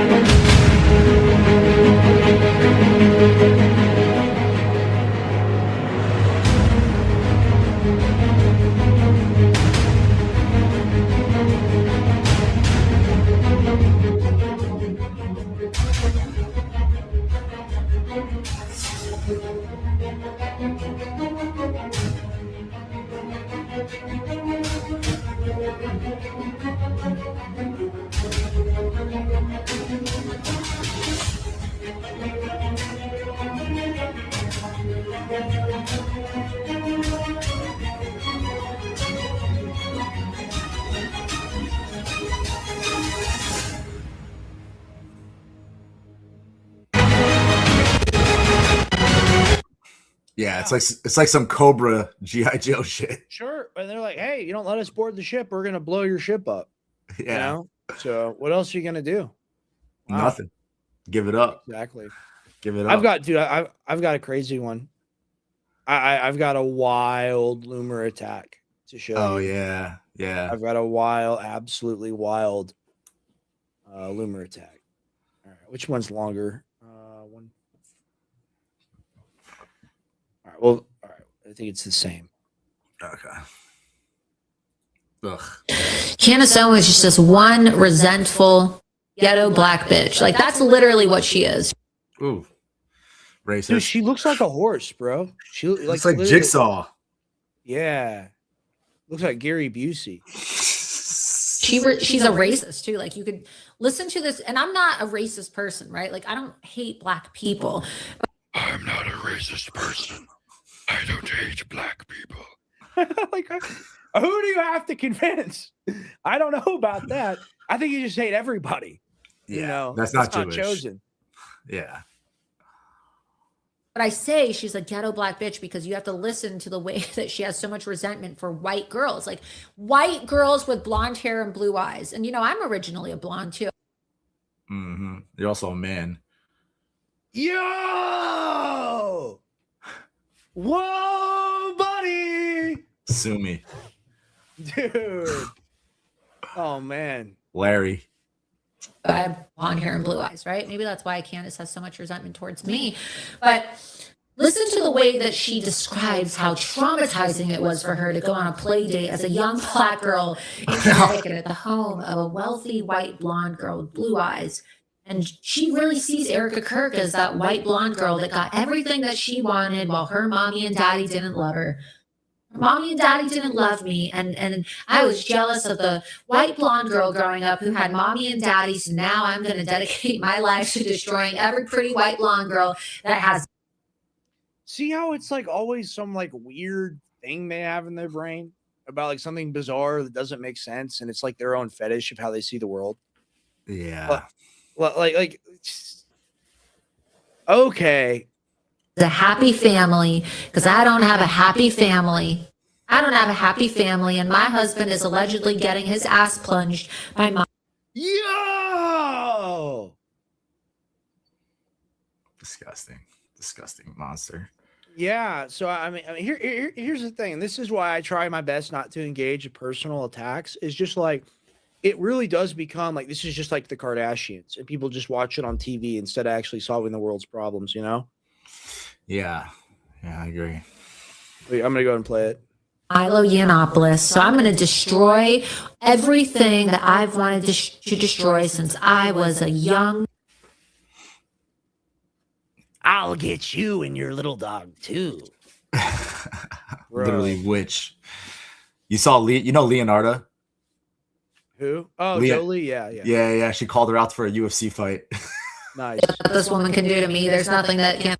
All right, I think this is actually another one. And for some reason, there's a lot of people that are really afraid of this nappy-headed black bitch who just. Yeah. I thought you weren't allowed to say shit like that. That's crazy. But see, she's a part of the supreme ethnic group because she's a crypto Jew. She's not even actually Jewish. It's all fake, by the way. Yeah. But nappy-headed Candace Owens from Laura Loomer, that's what she says she is. It's pretty crazy. Nah. It's not okay. Nah, she got the check from the But but notice how it's okay for her to do stuff like that. But then anyone else, if they ever did something like that, they'd be hanged. basically, in the court of public opinion. Like, you hate black people forever. Like that. That's what they would say about you. But her, I don't know, because she's an ethno supremacist. She's above, like there's the identity politics pyramid. That's like, you got like the gay, then you got the Mexican, then you got kind of the black people at the top, and then above that is the Jewish thing. Yeah. So she's a part of that. She's like, I could say whatever I want about you. I spit on you. Well, maybe one of her ancestors owned one of the slave boats. Yeah, probably. Ooh, that's an interesting ancestral memory, perhaps, on her part. Maybe she wants to own slaves again. Probably. Has a lot to say, but not really a lot to offer. So I'm not afraid of Candace Owens, and I'm happy to match her energy. I'm happy to wrestle in the mud with that bitch. And, that's Laura Loomer. Pig sounds. Yeah. Roll around and hurl insults back and forth with her if that's what she wants to do. I'm not afraid of Candace Owens. There's really honestly nothing that this. I'm not afraid of Candace Owens. I don't fear her. She should fear me. This woman can do to me. There's nothing that Candace Owens can say about me that's going to harm me. Candace Owens is a liar, okay? And she's a deeply insecure woman who is very unloved at the end of the day. This is a woman who is allegedly in a relationship with a gay man who is always going to feel the rejection of her family, the rejection of her mother, the rejection of her family that she claims left her alone when she was 14 years old, right, to fend for herself. This is a girl whose parents. It's just personal attack. Ad hominem. Personal attack. What does it have to do with politics? What does it have to do with her message? You can't criticize her message, so you just attack her. And there's plenty to criticize. Like, I criticize Candace Owens all the time. The Florida Chukwaka Haktua stuff is ridiculous. Okay? But at the same time, Candace Owens is a hell of a lot more politically rational and grounded in real thought than someone like a Laura Loomer. Let's basically just put her in an SS outfit. Put her in a skull and bones, or whatever it's called, the Waffen SS outfit, and have her walk down the street. Yeah. Yeah. It's crazy. Supremacy. Yeah. Gave up on her at a very young age, and she is not loved. And as I said, God hates you, Candace. God hates you. Yikes. Yeah. We don't say God hates you. Yeah. Even like about people, we're very careful about like saying stuff like that because you can say God hates people that hurt children, of course, like that's in the Bible. That's general, true. Yeah. But God's mercy is like God's mercy, it endures forever. So like to say things like this and then to be like, oh, I'm sure Laura Loomer says all the time she promotes Judeo-Christian values. Well, there's nothing Christian about that. So is it Judeo? It's Judeo. That would be the question I would ask. Wow, dude, you got the club, yeah. Your husband, yeah. And someone said no woman ever says, no woman ever says let's mud wrestle. Let's mud wrestle. Let's get down in the dirt, Candace. I see fruits for real. Damn. Hates you. Humanity hates you. Everybody who. Is that an engagement ring? No, it's a Horcrux, like Voldemort. He had to infuse parts of his soul into objects, to be immortal and to stay alive. It's a Horcrux. It's what it is. Who love Charlie Kirk hates you. Your children are 100% going to hate you. And if what Milo is saying about your husband allegedly getting plunged in the ass by other men is true. Well, I do have to say, she lost her defamation lawsuit against Bill Maher, and there's a lot of chatter that she's the new Monica Lewinsky with Trump. That came from her own mouth, supposedly. Yeah, no. And she said that she performed oral sex on the president. The best he ever got. Her words. Isn't it funny that like every time this happens, Monica Lewinsky was Jewish? I'm trying to be nice, man. I'm trying to be nice. Oh, he has a type. He has a type, we'll say. Oh, hold on. I got something for this. Give me a minute here. Talk a little bit, it'd be great. Yeah, no, I mean, it's Trump has a type, we'll say. They might be men. Uh-oh. They might be men. This is another banger. I think you sent me this. Oh, I got them. I got both of them. Okay. All right. Give me 1 second. I got you. Give me 1 second. But yeah, this is the chatter on the street right now that she's the new Monica Lewinsky. Okay, check this out, guys. All right, and this first one is not in reference to that. The second one will be. I love this.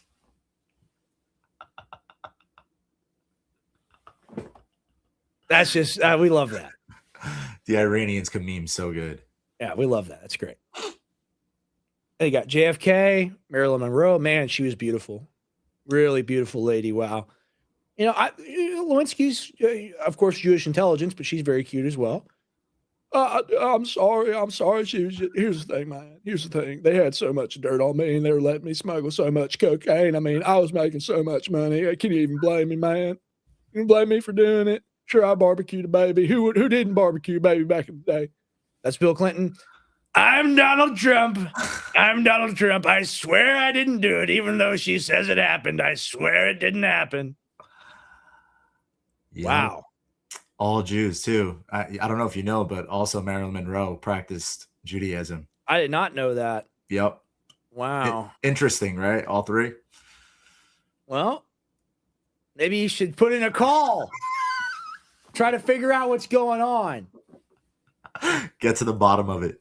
Dude, that's so funny. Oh, man, that's hilarious. Oh, we love it.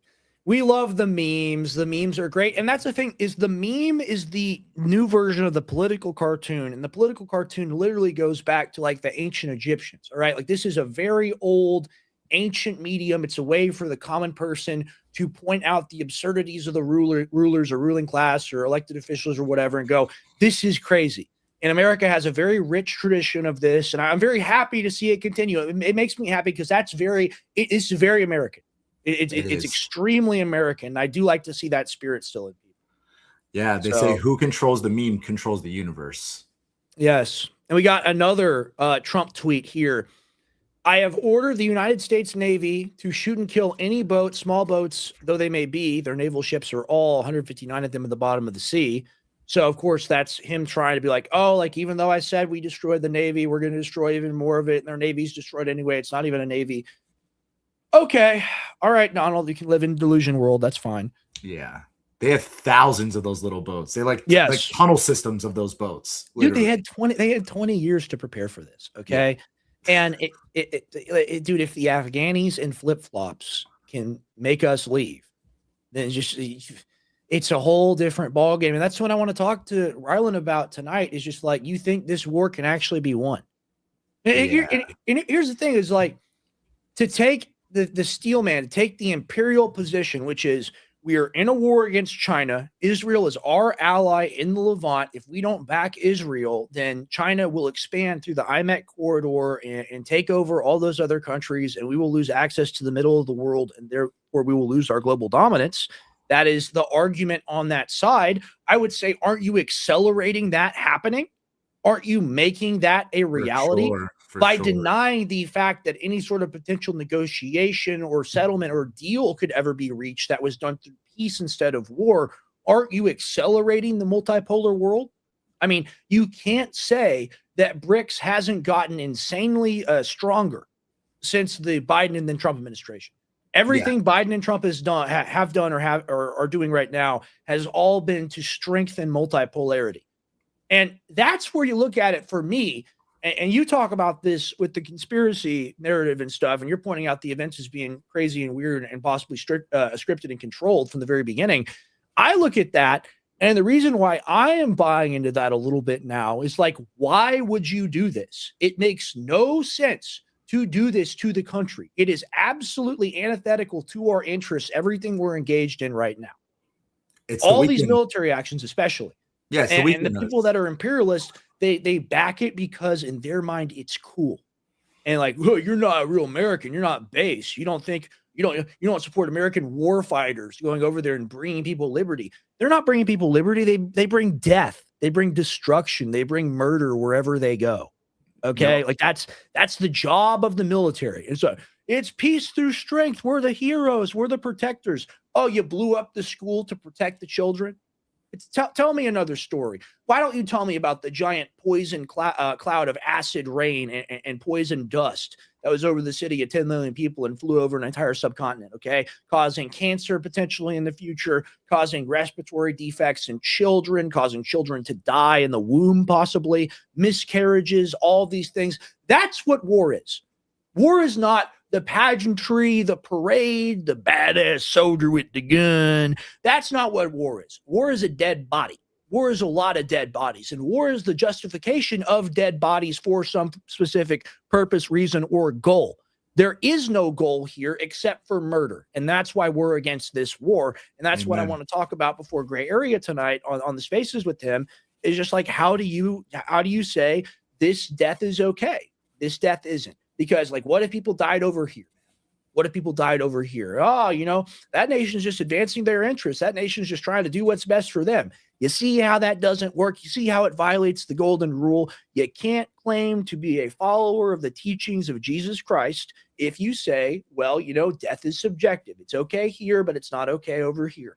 That's not an equal standard. Jesus says everyone has an eternal soul. Everyone's chosen by God to follow God, and God is our friend and wants to have a personal relationship with us and wants to raise us up to be like him, to spend eternity with him. This is a complete rejection of that. And we are all flawed people. We are all wicked people. We all do bad things. But when it comes down to it, the goal is to get better. Right? The goal is to do better. The goal is to improve. The goal is not to do more murder, more death, more crime, more sin. When you dig that hole, it doesn't get you anywhere but deeper. It's time to stop digging. That's what Mark Twain said. When you're in a hole, the best thing to do is to stop digging. And that's what we have to do as a country. And all these people with their shovels out that are ready to just continue digging the pit where Uncle Sam will be buried, that's what we fight against on these shows. That's what we struggle against. Beautifully said. Beautifully said.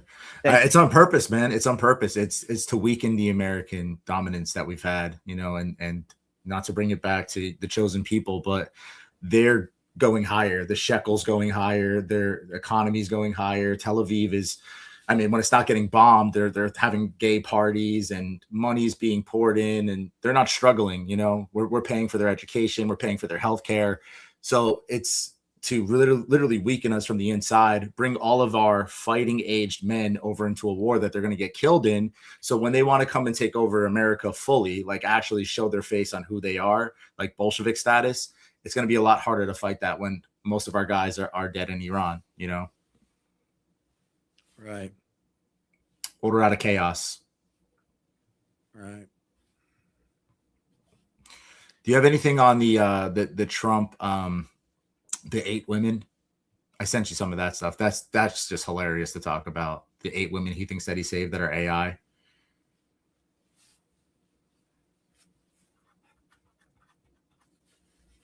I don't know if you guys saw that, but that no, I'm just like, I'm on my feed, and it's just we got the paint thrown on Reza. We got the hostage stuff with the ladies. I don't see it in the DMs. Will you resend it to me? Yeah, I got you. That is the hostage stuff. Is that what you want to talk about? Oh, you said 8 ladies. I thought you said 8 ladies. ATE, as in he was eating people. No. 8. The women that were gonna get hung. Okay, yeah, no, I got you. Yeah. Because that's just hilarious, bro. Oh man, I want to hear your segment on that. All right, where's the images of the fake people? I'll send you that as well. I got it. You got it? Okay, all right. Cool. Well, I sent you 2. One of them isn't actually those women, so hold on. Is this it? No, that's the fake one. Well, that's what I'm saying. Oh, is it fake? Yeah, I'll send you the one that Trump thinks that are the actual ones. I just sent it right now, the most recent. These are the ones that Trump thinks that he saved. Those were the Iranians making a joke, saying that there's more by making more AI images. Like they just keep trolling him. It's hilarious. I mean, hold on. In the Islamic theocracy, where the Ayatollah runs around like the Goblin King with a giant club and bonks women on the head if they're not wearing the full trash bag burqa thing, why do they have like movie star headshots? Yeah, right. I thought that wouldn't you be like executed? I guess were they executed for the photos? Yeah, they're Like- all attractive. Like, Totally fake, totally fake, totally fake, totally fake. Come on, bro. Come on, man. And then we got Trump, and he says, oh, where is it? yeah, Very good news. I've just been informed that the 8 women protesters who were going to be executed tonight in Iran will no longer be killed. 4 will be released immediately, and 4 will be sentenced to 1 month in prison. Uh-oh. I very much appreciate that Iran and its leaders respected my request as president of the United States and terminated this planned execution. Thank you for your attention to this matter, President DJT. and if you scroll up right here, this is a tweet from the embassy in South Africa. Look what it says. Yeah, hooray! Trump saved 8 AI-generated people. That's just like the wars he stops. You know, like he stopped all the wars, the AI-generated wars. The Trump, like we're like, hey, y'all better start fighting so we can stop it. You know, that's what we do, man. Wow. Yeah, it's hilarious though that he fell for it again. Yeah. All right, we're gonna play a game here, and we got more to cover. We got a whole 3rd hour, so we got plenty of time. I'm just gonna scroll the feed for a second and see if we can find anything. I'll do the same.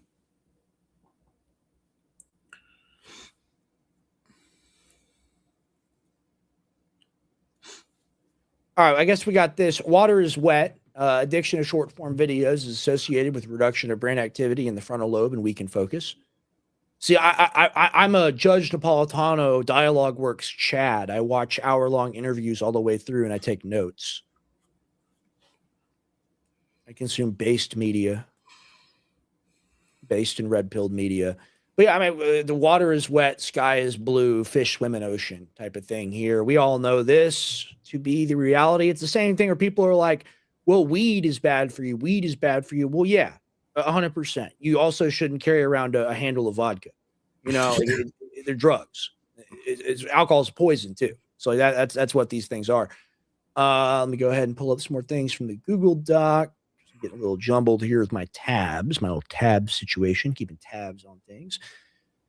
I wish I had. See if you can find the photo or photos of like all the people, the scientists and stuff that have disappeared. I have a few of the cases of them disappearing, but there's this one really cool graphic that I couldn't find that I'd love to show the home viewer if we're able to find it. I think you know what I'm talking about. But I'm going to go ahead and play a couple things here. Let me get them loaded in. So we got a video of this guy, and this guy, I don't think this guy's a nuclear scientist or anything like that. I don't think he works for the government. He was like a paranormal video guy, but also talking about the UFO stuff on the UFO file. And he put out a video talking about like, I better watch out. Like they're after me, and now he's dead. We got this girl who took a video a week before she died, claiming she was hit by a direct energy weapon. I've got another article here from a New York Post. I've got NASA nuclear engineer found dead in his burned Tesla after vanishing from his Alabama home last year. And of course, because it's New York Post, I'm being attacked by Google ads. The pictures. Brutally. Pictures. What? I DM'd you the pictures. Awesome. Thank you so much. I got you. All right, 1 second here. Are you talking about David Wilcock? I guess so. The blonde guy that he like got suicided the other day. He was like really deep into like the UFO stuff. Oh Bless you. man, I was waiting on that sneeze. Sorry, I may have another one coming. Give me 1 second. Ow. That's the thing about waking up in the morning, guys. Body has to lock in a little bit. I'm sitting in a chair. Usually I'd be walking around. So my internals are kind of getting situated. Okay, so we got this. We got this chart of all the scientists, researchers that have gone missing. I think there's even more now, too. I think it's 11 now. Yeah, let's take a look at this. So we got Frank Malwall, dead, top scientist detecting signs of alien life. We got Carl Grimlar, dead. He's a scientist working on infrared telescopes. Grimwall's work found a planet with water. We've got Michael David, dead, worked on deflecting asteroids from Earth. We've got Monica Jacinto Reza, dead, Iranian, I believe, last name. Director of Materials Processing Group, received funding. Received funding from the same group as William Neil McCaslin. He's also missing. Oversaw a research base. Amy Catherine, anti-gravity researcher, dead. Jason Thomas, pharmaceutical researcher, dead. Nuno Loreo, dead. Nuclear fusion researcher. And we got Anthony Chavez. We got him missing. And we got Melissa Casillas missing. They both worked for Los Alamos National Lab, which is heavily involved in nuclear research. Got another guy involved in national security missing. And we got all those fires everywhere, all the places burning down across the world. You know, it reminds me a lot of what was happening during COVID. You know, they're targeting infrastructure and stuff. The question is, why are all these people disappearing? What's happening to them? Why are they going away? Let's look at this. NASA nuclear engineer found dead in burned Tesla after vanishing from his Alabama home last year. A NASA nuclear scientist died in a fiery crash in a rural Alabama town last year, which at the time caused suspicion among family members. Joshua LeBlanc, age 29, died in a fiery crash in his Tesla on July 22nd, 2025. Crash happened in Huntsville, Alabama. Tesla was found burned beyond recognition in the afternoon. Alabama law enforcement agency told Fox News. The vehicle collided with a guardrail and several trees before the vehicle burst into flames. And it's on record. Okay, it's on record, and this is admitted. They have a switch in any car that has a computer, including the one that you drive, including the one that I drive, Anthony, where they can remote control that car to do whatever they want. Yeah. Yeah. And that's been around for 20 years. Yeah, they did it to Anne Heche. That's right. So this technology has been around for 20 years, and this is incredibly suspect. At 4:32 the same day, LeBlanc's family reported him missing. He uncharacteristically failed to show up to his job as an aerospace technologies electrical engineer at NASA, where he worked on nuclear propulsion projects, not just some average Joe. His body was also burned beyond recognition, and police confirmed his identity 3 days later after his body was transported to the Alabama Department of Forensic Sciences. At the time, his family told the news organization that they had feared he had been abducted and that he had left his phone and wallet in his home at the time of disappearance. Who does that? I'd like to know. And this is just like the guy that walked out in the woods with a gun and he died.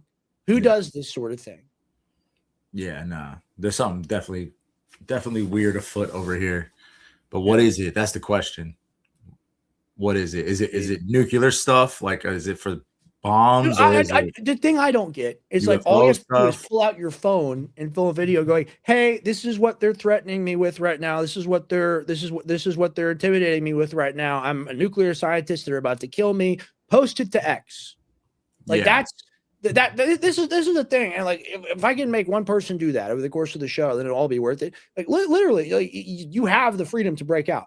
It is available to you. Like if they're coming for you, you just tell everybody, and then you'll be a hero. That's what it is.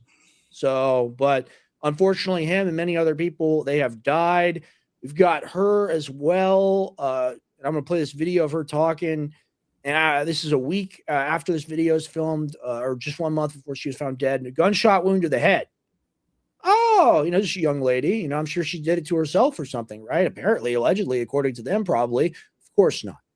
This is a career person that's working in government, that's working on nuclear propulsion, that's working on all these really cool things, and they unalive themselves. Mm-hmm. No. Something was being done here. My hands have been burned to hell and back as I've been typing. Because you can beam me through there and through there, and you can get a 3D image of what I'm typing. Because this computer doesn't have a Wi-Fi card, you can't hack it, but you can maybe get a 3D image of me typing. So like we just did that, and did that as an act of pure desperation. And guess what? I feel better immediately. Like, my hands still burn because there's damage. But What the fuck? Pretty wild. Her hand is burned. It is definitely burned. Wow. She's dead now. I'm giving steelman arguments to people that say this isn't real. This isn't what I believe. Oh, so, she was crazy and she unalived herself to make it seem like the government was after her because she was crazy. Did all the other people do that too? Yeah, right. See what I'm saying? Yeah. Yeah. All the other people do too. And that's the thing, like someone like a Jeremy Hambley, so like quarter pounder, will come on and like act like nothing's a conspiracy theory and that everything's just bad and sucks and it is what it is. No, it's bad by design. Like they're hunting us. That's what's going on. I mean, the chemtrails are real, folks. I agree. You know that. Well, that's basic. That's no. Like it's not okay what's being done to us right now, and they're never going to tell you about it. Maybe we will learn about it after the boomers are gone. So Yeah. we'll see. We will see indeed. She needs to wear blue gloves. Yeah, she does. I mean, I sleep with my gun next to my bed. I suggest everybody does the same. Keep it in close proximity. If you have kids, obviously that's a different situation, but better have it, not need it, need it, not have it. That's what that's what the old heads say. That's what the unks say. All right, so this guy is like a YouTuber. All right, this guy he's not like a scientist or anything like that, but he is also killed, or murdered, or he's missing or dead now, whatever. I'm gonna go ahead and play this now. Okay. I'm excited to be here. Yeah, Wilcock. You know, every day that I have on earth is a gift and a blessing, and I'm very grateful for that because, frankly, people are disappearing. Scientists are going missing. Now they're saying they're going to investigate this. The president himself is saying they're going to look into this and see if anything's going on. It's a little bit scary. I got to say, it's a little bit scary, but you guys knew that I might still show up even though it was last minute and I've had a really rough week. Like, you know, that's kind of like every week, but somehow we keep on making it through all of this. He ended up not making it through all of this. He ended up disappearing. So no, he's dead. He suicided. Okay, he's dead. Suicide. Okay. Yeah. Yeah. Wow.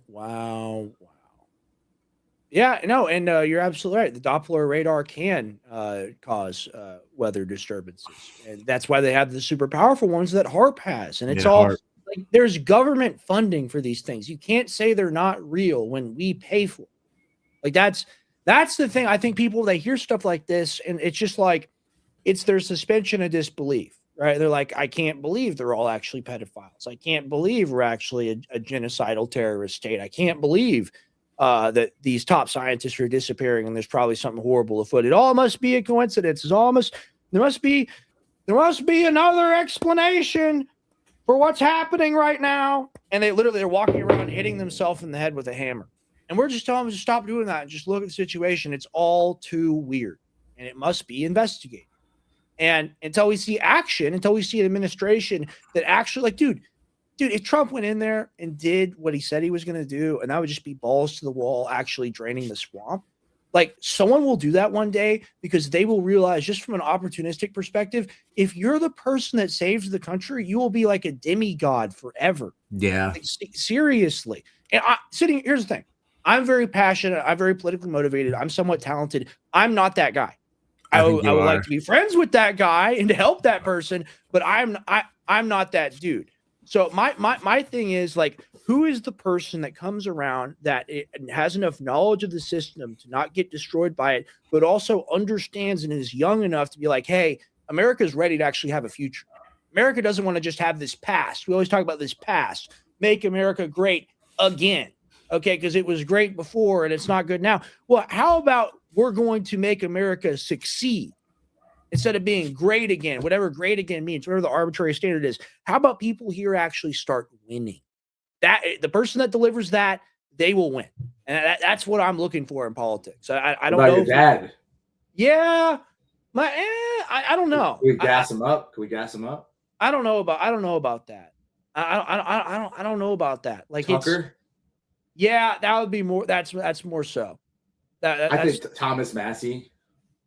Yeah, we need somebody. I mean, we need somebody that's gonna actually, like, because we were talking about this yesterday on the stream. I asked people, like, who do you think? And a lot of people said, like, maybe Thomas Massey and Marjorie Taylor Greene would be a good one. Maybe Tucker and Candace would be a crazy one. I think, like, what's really how we're gonna see if this system works and we could actually get a guy inside is gonna be the race between Dan Bilzerian and Randy Fine. If Dan Bilzerian wins that, then we know we can get our guys inside. That's my opinion. Have you heard anything about his campaign? How is he running his campaign?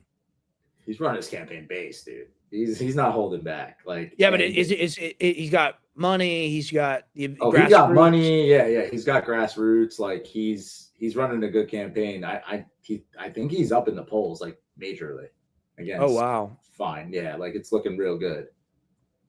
So I think that's going to be the test, though, is like Dan Bilzerian, if he gets in and we can get somebody in there that can actually make change and not be scared to say the things that most people are scared to say, then yeah, I think then we can really start making motion and getting more people in. He is up. Yeah. Wow. Okay. And keep in mind, so here's the thing. Randy Fine kind of stole that seat in the same way that he steals extra plates at the buffet. He kind of snuck on in. He waddled on in to do it. That was Mike Waltz's seat. Mike Waltz was the former national security advisor, now ambassador to the UN. Of course, he got demoted or moved. He fell upward always because he was spying for Israel and leaked group chat information. Yeah, espionage. Yeah. So that's who Randy Fine replaced. And when Randy Fine sat in that seat, because Randy Fine was so fat, he broke it. So now Dan Bilzerian is going to come in and finish him off. Let's pray. Let's pray. All right. We're 2 hours in. Time for our second plug. Me and Anthony are both small businessmen. We do consumable goods. He does the amazing beef tallow products, all organic. He has the suet tallow. It's all bioavailable. It's what you want. It's what you need. It comes in tubs for cooking. It comes in servings for lotion, skincare, deodorant, beard oil as well. Tell them about the Ungovernable Project. Why do you do what you do? Well, we do what we do because we saw that there was an attack on the American people in the food system, and that these seed oils were causing a lot of problems. They're putting them in every single thing. And we thought that this is something that we could attack from the inside, that we can change things with our own hands, and that God gave us the ability and he gave us the resources to do that. And we use, I got some right here for you, actually, 100% grass-fed, pasture-raised suet. You take a little bit of this, you put it in a cast iron, you make yourself a steak, chicken, fish, eggs, whatever you want. We also sell it for skincare. It's amazing for skincare. This is our sun gazer. If you guys are going to get anything, get off of the poisonous sunscreens. Do not put that stuff on your body. That's causing cancer. This is made with tallow, non-nano zinc oxide, a toasted coconut, and cocoa butter, and it smells absolutely amazing. It will set in a nice tan for you. It has the SPF of about 25, protect you from the sun. I wear it all the time. I'll give you some when I see you this weekend. Yeah, no, please. Nice fat care package. Nice fat care package. It's incredible. All of our skincare is made with real 100% raw ingredients. We do not use essential oils. This is all really, really high quality stuff. It's for a great price. We have thousands of testimonials of our product making people lose weight, people getting rid of skin lacerations, such as like psoriasis and eczema, all of these things. So we really, really take pride in what we do. We do this all with our hands. I run it completely. We rent the kitchen and then I run out of my house. But like what I'm really trying to do to make my life easier is to get into Rex Shipping Center. And it costs money, and like by you supporting me, you're supporting Rex. Like yes, so and we're all working together. Yeah. We're all doing these things. It's the collaborative American spirit of ingenuity and engineering. Here's the thing: when we made these products, whether it's your beef tallow products or it's my supplement products, we didn't go to some place in China, all right, or we didn't go to some big white labeling person in America, right, who doesn't care about quality, who doesn't even know what they sell. We make small batch, really high quality, incredibly potent, incredibly powerful formulas. You literally can't find these anywhere else. You invented these. Yes, you're an inventor as well. Talk about that. Correct. Yeah. What's your process for developing a new product? So my wife is like the mad scientist. Like she has like in my house, we have like literally like concoctions of just raw ingredients, and she like brings them all together. She finds the highest quality, like the honey. Like this is 850 MGO Manuka honey. Okay, so this is like something that could literally close up a wound. She's the genius behind all of these skincare products. She's coming out with a new one. It's going to be a patchouli, vetiver, and vanilla. So like she's always like coming up with new ideas. Our lip balms are like incredible as well. The orange Lazarus, it has menthol crystals in it. So when you put it on your lips, it like gives you like a cooling sensation. A lot of people are using like Burt's Bees, for an example. Burt's Bees was bought out by Clorox. So all these companies that you're supporting, like you're supporting like these billionaires and all these people that they don't care about you at all. Like, we really are putting our blood, sweat, and tears into this. And I promise you, on everything I love in this world, there are real results to everything that we put out. Whether it's our cooking products, you'll lose weight, you'll put on nice muscle, like you'll start to feel better, your gut will feel better. Our skincare products, if you have dry skin, if you have any laceration, if you have any kind of skin like psoriasis, I get it on my elbows, I put it on, it goes away. Eczema. If your baby has diaper rash, our tallow is incredible for diaper rash. We have so many results of babies getting rid of their diaper rash and not putting petroleum products on their bodies. Like, there is a real attack on our bodies. There's a real attack on our spirit, and everything that we do, we give it back to Christ. When you order from us, you get a Bible verse on every product. Like, we're super about giving this all to God. Like, you love the wise man's gift. We made the wise man's gift because it was the 3 gifts that Jesus Christ. Yeah, no, you've got a formula where it's frankincense and myrrh. And let me go ahead and find that. It's right there. Yeah. The wise man's This gift. is incredible. I'm out of it now, but I can literally scrape the bottom of it and I still get some. And I've had this for like over a year, and I don't use it that much. But what I do use it for is for the dry skin. If I have like a cracked hand, if I have something on my face, now for the beard especially, it's really good. Oh yeah, Master Oil is great for your beard. Yeah, not 100%. So that's some of the amazing stuff. All the amazing stuff you have at theungovernableproject.com. Highly suggest everybody check it out. And this is the thing that I'm going to talk about as well, just with everything that we do, just in general, when I have on my stores as well. This is a project that we're involved in to help people. Okay, exactly. like I don't know what it is like for you for your internals, but I have payroll. Okay, that I have to make. I have people that depend on me to eat. All right. And that's why we do the fulfillment center. That's why we sell the products, is because I'm a part of the economy. You're a part of the economy too. And it's like the point that you make about Clorox, for example, owning the Burt's Bees or whatever it is now. Why would you support one of these giant companies that probably gives money to PDF files, or probably gives money to their corrupt business interests, or probably does all these things to screw the consumer? We're like artisans. We make these things because they're art to us, because we care about them, because we're proud to sell them. All right. I'm proud to have Knockout Sleep Support, best-selling formula, hundreds of thousands of units sold over a decade. They tried to take this product away from us. They tried to take this product away from the people because they said, oh, no, you're doing too good. Your formulas are too successful. Too many people love them. We're going to sue you and shut you down and take your money because that should be our money. I say no. If you wanted to defeat that in the spirit of victory, if you're someone that takes some melatonin, a magnesium, a valerian root, tryptophan, L-theanine, GABA, any or all those things and more, you'll find it all in Knockout Sleep Support. I'm super proud to be able to have this formula available on the market. We didn't have it available on the market for a few years. It's back now under the new label, the Ultimate Knockout label from 50percentoff.com. 50percentoff.com is an incredible store. I've had this store for 5 years now. This is the first store I started out with. It's done really well. I've had a range of products on here over the years. It has primarily been a resale site for old InfoWars Life products, but over the past 2 to 3 years, that's really changed and morphed since I didn't have access to those anymore. Couldn't buy them. So now I've got the last remaining ever. When it's gone for good. Brain Force Plus. If you want vintage, authentic, real Brain Force Plus, the only place to buy it in the entire world right now, the best supplements on the entire world, on the face of the planet, 50percentoff.com. Why not get Knockout? Oh, add it to my cart. I got it all in there.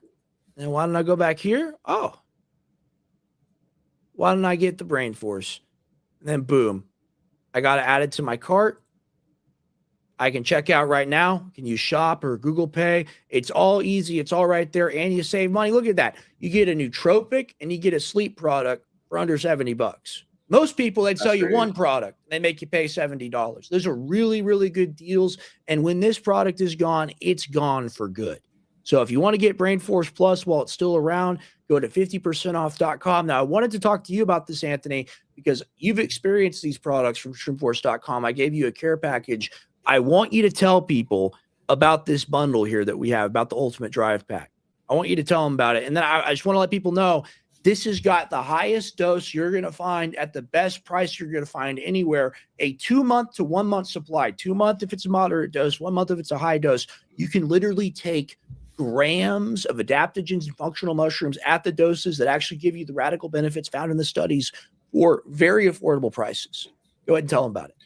Dude, it's like NZT, like it's like limitless. It opens up your mind. The cordyceps like help me breathe better. Like my cardio has become better. I just feel like I'm more in control of my body. Like when I'm working out, like my pumps are just like I'm concentrated. You know, like you get that muscle mind connection. You know, and Sure. I'm like a huge supporter. I got to try. I have all of them actually. You gave me all of them. I need to try the other ones as well. But what were you saying? The golden root? I'm gonna do that one next. Yeah, you gotta try that. So golden root. So this is a Viking adaptogen. This actually comes from the Nordic countries. They used to chew on this in the boats. Actually, another name for it's called Arctic root as well. So this is really incredible. It's like for cordyceps, the benefits you're going to get for exercise enhancement for the cordyceps is literally like it increases VO2 max, oxygen carrying capacity, helps you breathe, helps you transport blood, all these things. Also makes you generate more ATP in the cells, so you get more energy already like that.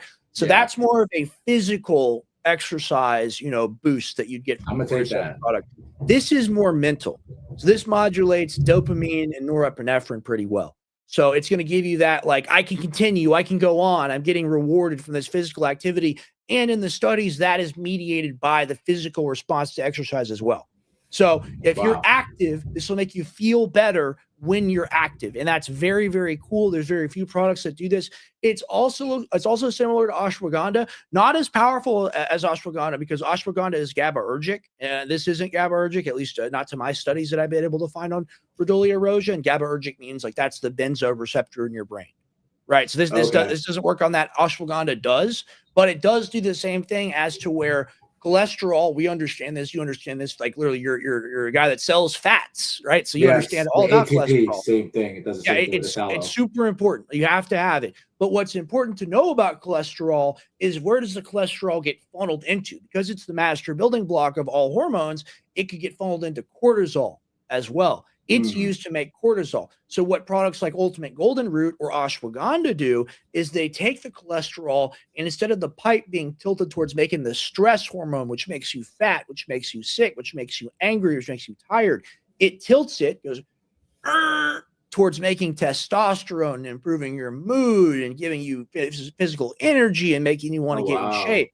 Yeah, no, it's really cool. And here's the thing, like all of these things that we sell, including things that you sell, things that I sell, they all have mechanisms of action. We can tell you why they work and how they work because it's real.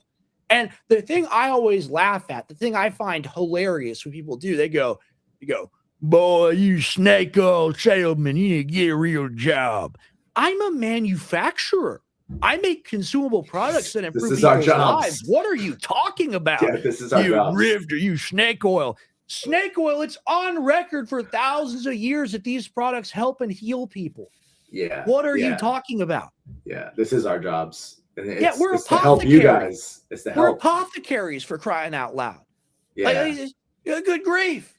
Exactly. Like, come on.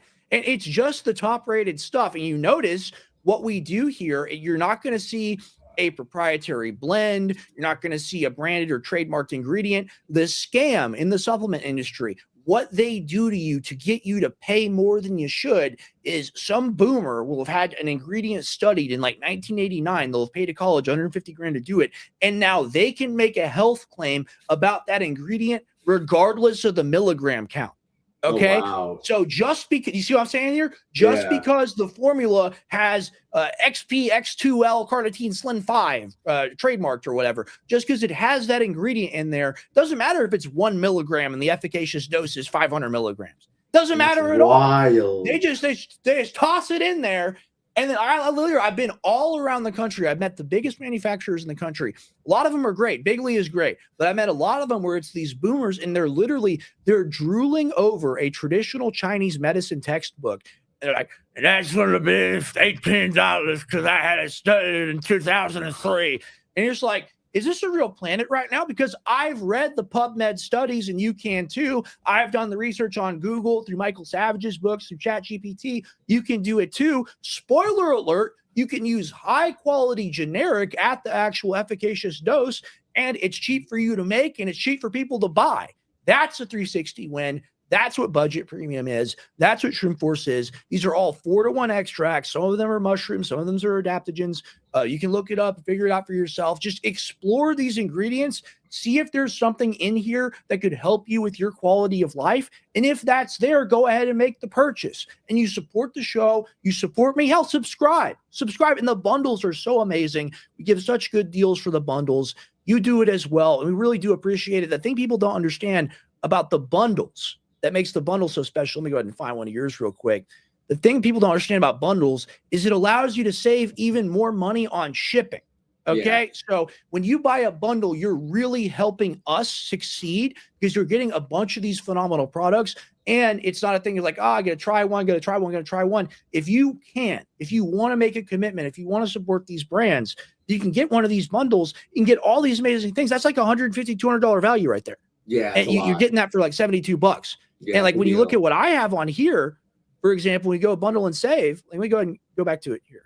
Look at this Ultimate Brain Pack, getting this 30% off, getting it for $55. Wow. All right, it's like $21 a unit. All right. You get lion's mane and you get ashwagandha. That's what everybody wants for cognitive enhancement, to raise testosterone, all of it. When you buy the bundles, you really support the show. So I just want to make that one key point. We do this because we love it and we want to support you guys in having a more healthy, empowered life. So thank you so much. Amen.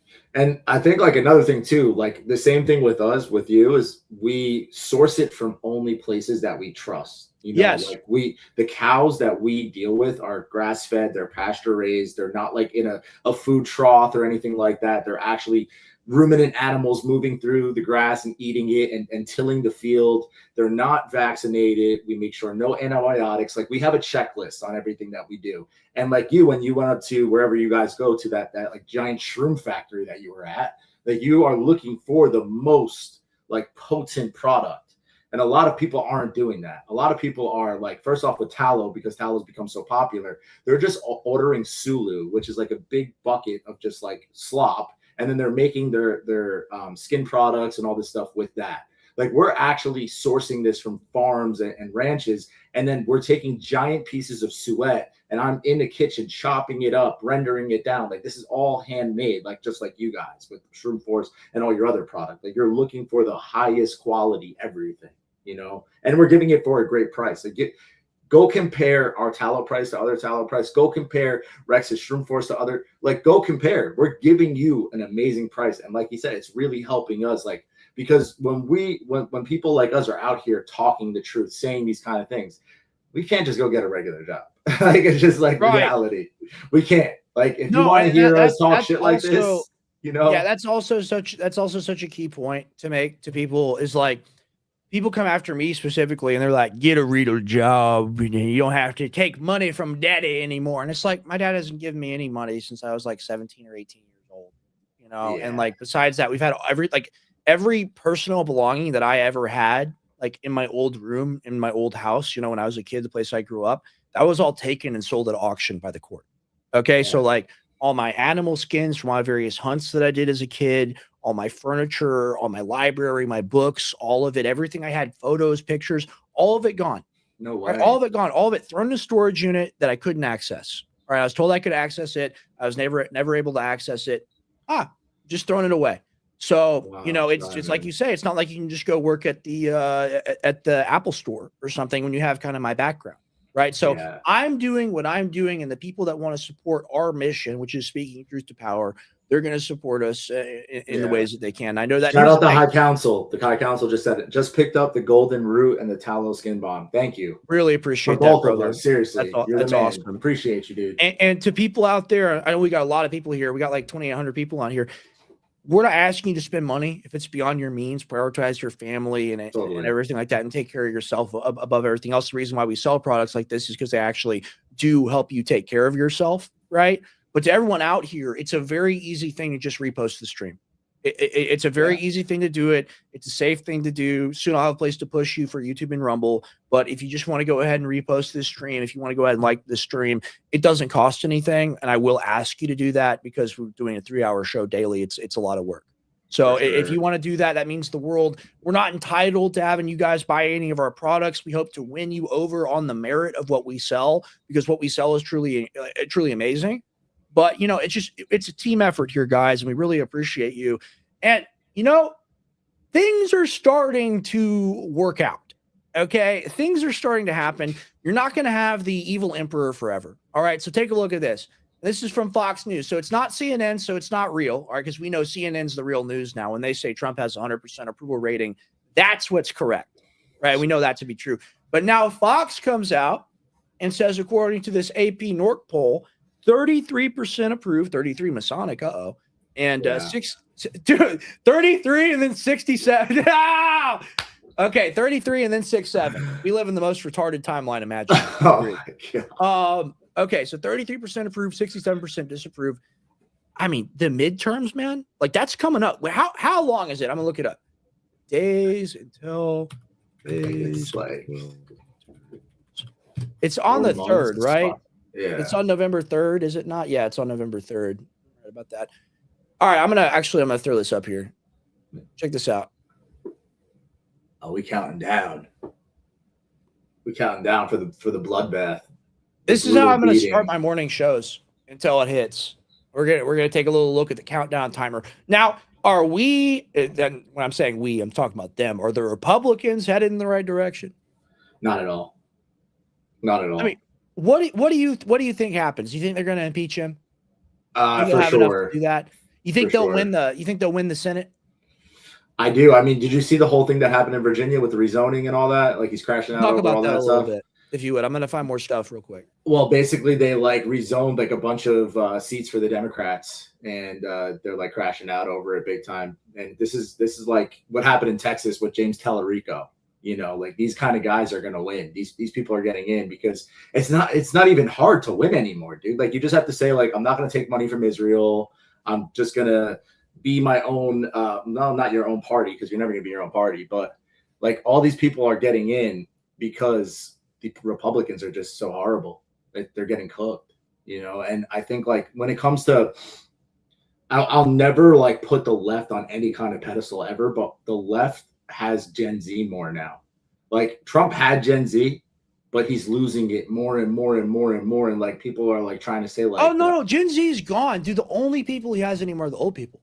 Yeah, that's it. Yeah, and Gen Z is like, you know, Nick Fuentes is telling people to go and vote for the left. So what do you think they're going to go and do? Right. They're going to go vote for the left. Like, but my personal opinion is like, I don't want Gavin Newsom as president. I don't want JD Vance as president. So right. Like we need someone else. We need we demand better. Like yeah. there's no lesser of two evils. They're just all evil as hell. Like that's what it comes down to. I like that idea. I was talking, you know, and I'm looking for. Oh gosh, it's just there's more. There's just like there's so much like racial beatdown stuff on Twitter, and it's just so insane. I just saw this video. This 15-year-old like black kid stomp on this like little white girl's head on the street. Yeah, it's ridiculous. And here's the thing. He's a thug. He's an animal. He deserves a death penalty. That doesn't make me hate all black people. All right. Like we should live in a society that punishes people that are violent, monstrous thugs who should be put down and have the death penalty. If you're trying to murder someone, like you do unto others as you would have them do to you. That's the principle that should be applied here. But you see something like that, and it just I had a whole political stream of consciousness that I wanted to do, and it just went boop, gone. Yeah. And then I saw another video of people brawling in the street. And that's all meant to distract you, ladies and gentlemen. That's all meant to distract you. This is the point I was going to make earlier before I got distracted by that. So I'm driving my little sister yesterday to go see my pop before he goes in to have his surgery. And he's okay. Praise God. Praise Jesus Christ. Amen. He's all right. Amen. Made it out of Amen. surgery. But I'm taking her up there. And I'm listening to I think I was listening to Anomaly. I was listening to an Anomaly stream on YouTube. Got to check out Anomaly. He makes amazing videos. But I'm in the car, and she's like, "Oh, so you don't like Trump now?" And I was like, "Yeah, I don't like Trump now. I really don't like Trump now." And she's like, "Well, good, you finally realized it." And I'm like, "Well, where does that come from? Like, where does that come from?" She goes, "Well, like we knew he was bad." And it's like, "Well, who's we?" Right? And the we is like kind of like she's more liberal kind of leaning, right? It's like the we is like, "Oh, we know Trump is bad. We've always known Trump is bad." That excludes from the fact that they're all bad. And that's the thing that I tried to explain to her in the car. And the thing you have to realize about Trump, the thing that makes Trump worse than all the people that already do bad things, is that he promised to do good things and then he didn't do it. So when we voted for Trump, it wasn't like, it wasn't like we were willingly signing our own death warrant. We genuinely thought he was our champion. It wasn't a thing as to where, like, the Democrats, when they vote, they're like the open border, replacement migration, rape, like that's all. They just sign off on that immediately. That's not what we were promised. We were promised an end to the wars. We were promised a return to American prosperity. We were promised to drain the swamp, to attack the controllers of the system, when in fact Trump was just another controller of the system. So we can look back at it and say we were fools, but we were also good-intentioned fools, all right? And, of course, the road to hell is paved with good intention and all of that, but we didn't have the legal term I'm looking for, malice aforethought. We weren't looking to hurt the country, all right? These other people that are going to come in, they are deliberately looking to hurt the country. And not just the politicians, the voting base is looking to hurt the country. So it's a very scary world that we've lived in now, or that we're living in now, that Trump has ushered in. And that's why I hate him so much now, is it's all his fault. Yeah, I agree. I think our main mission should be, like, doing any shows that we do or anything like that, is trying to make the bridge that we can build between the right and the left to make people realize that they both are horrible and they're against us. Horrible. And because, like, a lot of people are going to fall on because the left is absolutely insane. Like, you can say whatever you want. Like, I pray for them. I hope you guys figure it out. But they're gonna get riled up. They're gonna be like throwing it in our faces and all that stuff. And it's like, you guys are just signing up for the same exact thing that we signed up for, but in a different flavor. You know what I'm saying? It's still shit. Excuse my language, but it's just still shit. So, but I think I've said the F word like 80 times. It's so bad, bro. It's okay. It's okay. But I think, like, what we need to do is we need to bring people together. And by doing that, my personal opinion on it is the Epstein stuff, because I see a lot of the right and the left coming together on that. Like, when we hosted there's actually one in May 30th, if you want to host it with me. We could do it in Austin for Against the Epstein Files with Scotty the Kid. I got a trip. I got an America First trip. I'll have to check the schedule, but I'm going to Ohio at the end of the month. We'll figure it out. We'll talk after the stream. Go ahead. Okay, cool. But no, like, when we did it, 22 people showed up, but it was people from the right and the left. Like, there was a girl there with, like, purple hair, and she was, like, super cool. Like, and I would never think, like, because when I was in the Trump delusion syndrome, right? Like, I was under that spell. I was that guy, like, oh, the left's crazy, like this, that. And it's like, now it's like, no, you're a human being and we're fighting against the same enemy. Right.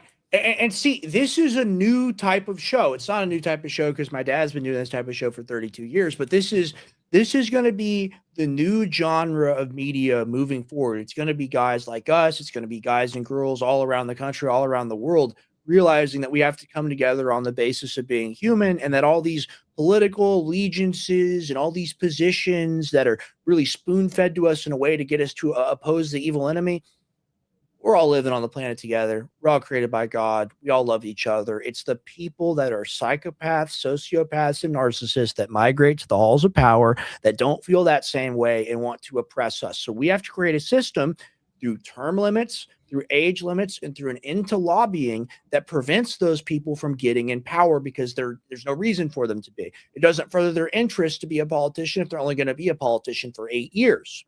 You see what I'm saying? Exactly. Lindsey Graham promised to leave after 1992. He promised that in his reelection campaign. Look what happened. He's still around. Yeah, it's insane. Insane. Yeah, I mean, we need our guys in there. That's why, like, with the Dan Bilzerian thing, and, like, we need other people to rise up. And I feel like that could kind of be our position as well, is, like, maybe, like, test the fruits of some people and see who we can get behind in our area. Like whether we get them into the school board at first, or we get them into, like, lower parts of the government and then try to build them up. Like, I would be totally down to do that. Local elections are very, very important. That's definitely something we all need to become more educated on. It's hard because you look at stuff like from a news perspective, you look at it from an imperial perspective of, like, what story rules today? Like, what is the ruling story of the day or the week or the month? Like, the example would be the war, the Epstein file, the election, stuff like that. Like, what is imperial? But moving away from that and also doing the time to do grassroots stuff is also super important. And I totally agree. Yeah, we need to do that for sure. It's like, especially with the school board stuff, like if you have a child, it's like you don't want your kid to go to a drag queen story hour. Well, get inside the school board and fight against it. You know, start showing up to the meetings and to the town halls and all this stuff. Like, dude, you should be going to the town halls in Austin. I agree. No, I agree. We're gonna figure it all out. I want to show you this though. Let's do it. You're talking about positive political action and activism and all that. Look, Trump just almost kind of didn't even fully do it. Decriminalized weed. So I saw that. Yeah. And this is just like the SPLC thinks that the SPLC thinks are actually a big deal. He gave the people on the right some slop. Now he's giving people on the left some slop. And he's just trying to keep everybody happy while the oil market tanks. You know what we call this now? Weed? Goy nip. Ooh, yes, the goy nip. Yes, the goy nip. Goy nip to be legalized under the decisive leadership of POTUS. Not legalized, Section 3. This Department of Justice is delivering on his promise to improve American healthcare. This includes immediately rescheduling FDA-approved marijuana and state-licensed marijuana from Schedule 1 to Schedule 3, ordering a new expedited hearing set with deadlines to fully reschedule marijuana. These actions will enable more targeted, rigorous research into marijuana safety and efficacy. Well, it's like all drugs. It makes you retarded. Like we have to figure out the safety. This is like when they give like they give like Peruvian ducks cocaine. And they study like if they like have to like sex with each other more. Like I'm not making that up, by the way. It's like something comparable to that. They were giving like swans amphetamines or something like that, and they're spending millions of dollars on it. Like we already know. So here's the thing. I'm of the opinion that things should be legal. Like adults should be able to purchase things that they want. That being said, on top of that, when you create this pseudo legalized market like we had in Texas with the THCA, they'll ban THCA. They'll ban the weed. You can buy gas station Percocet. You can buy 7-0 wherever you go in Austin, Texas. You go to any gas station in the world, they'll never ban it because somebody's making money off of it. Yeah, Kratom. Big time. Yeah, but not just Kratom. Like Kratom is Kratom. Kratom's a plant and whatever. People take Kratom for a long time. The drink though. The pills. Have you seen these? No, I haven't. Okay, so what it is, so the thing about Kratom is the natural opiate that's found in Kratom, it doesn't have the same respiratory depression effect as like a pharmaceutical opiate. So technically it is safer to take that and there's much less risk of having a problem. But 7-0 is a refined extract of just the general Kratom plant. So like, for example, with ashwagandha, the active ingredient, I'll just go ahead and throw this out while I talk about it. Why not? The active ingredient in ashwagandha is something called the withanolide or withanolides. It's I forget how you pronounce it. But in the active ingredients, the withanolide, and there's like 3 to 5 milligrams of that present in a serving, and it has all these effects. People have essentially done the same thing with the Kratom, where they've extracted that and they're just taking hundreds of milligrams. Jeez, that's not. So that's what's going on, and that'll be legal forever. They'll never touch that. But oh no, God forbid. And I think weed's bad for you. All right, I've had problems with that. I don't have any qualms admitting that. Okay. Like drugs will make you slower and less effective. It's what they are. Same thing with alcohol and everything else. The thing is they want to selectively make it illegal and then use it as a weapon against people or legalize it, farm the tax money off it and feed it to people. It's never, you get an equal and equitable choice to like, if you want to take this, you can take it. It's being pushed on you. It's being pushed on you through the media. Sure, I believe some things should be legal. Should it be legal to advertise things like this? Absolutely not. Yeah. You know, this is a really important topic for myself. I'm actually going on 6 years clean off of oxys. I was addicted to oxys for 14 years. So talk about this a little bit. Yeah, I mean, it started out with just like me taking a Percocet, just trying it, and then it turned into a 14-year addiction, $300 a day. Wow. Being sick, robbing people, horrible things. You know, I repent from my old life. And it's crazy that all of this stuff is happening with the Ibogaine stuff, because I actually did Ibogaine. My friend owns a clinic. Did it work? Yeah, it did work. It reset it reset my brain from to a pre-addictive state. It's called the flood dose. I tripped for 12 hours straight in a hospital bed. It's very, very intense stuff, but I've lost at least 50 people from this war. The Sackler family brought to our shores. Right. You know, I don't know if you know about like Pat Tillman. He was trying to be a whistleblower for what was actually going on in Afghanistan. The Taliban was trying to burn down the opiate field. Oh, they killed him. Friendly fire. Yeah. So this is a real thing. And you know, I'm not for weed all the way. I'm not against it either. You know, I think with anything it moderately taken, anything is better than the pharmaceuticals that they literally give you. You know, and now the kratom thing. My friend actually in Austin, he's doing an entire documentary. He's taking these drinks on purpose so he can show like what they do to people. And he's already like going through it pretty bad. There is a withdrawal from it, and it's a horrible one. It's a horrible one. And like you said, they're not going to take those away because they control that industry. Sure. The things that could actually help you and the things that could like give you at least some kind of healing of some sort, whether it's from PTSD or any of these things, they'll be like watched over and governmentally controlled because they actually work, you know, my personal opinion. Wow. Yeah. No, I mean, we see more and more of that, and it's what they've kind of always done, you know, like used to be able to actually get affordable medical care in this country. It may not have been good. They may not have known everything they know now, but you used to be able to go to a barber and, you know, get work done. And now we live in a situation where whatever the treatment is, whatever the surgery is, whatever the drug is, it's all literally arbitrary. They make it up, whatever it costs, whatever it does to you. They don't even know. They just know they can get you addicted to whatever it is, or they can get you built into the system, and then you'll never leave. And the goal of medicine should be to become well again, so you don't have to have all this intensive care all the time. What they want to do is create a population of very sick people, and that's what we have in America. I think, man, I'm looking up the obesity number. Yeah. Also, I want to say I'm going to look it up. Yeah, for sure. Also, I want to say alcohol is probably the worst thing that you can put in your body. Sure. Know, especially when it comes to like making bad decisions. You make a lot worse bad decisions on alcohol than you do at weed. Sure. It's 43%. Yeah. It's 43%. I'm not obese. I'm a little overweight. Got a little bit of belly, but I'm not morbidly obese, and I got some muscle too. So it's a little bit different, but we all need to lose weight, right? We all need to lose weight. I got to lose about 20, 30 pounds myself, but we want people walking around that are like 400 pounds. We want 400-pound people that are on like 20 different medications, that are on so much insulin they can't even see, they can't even walk, they can't even talk.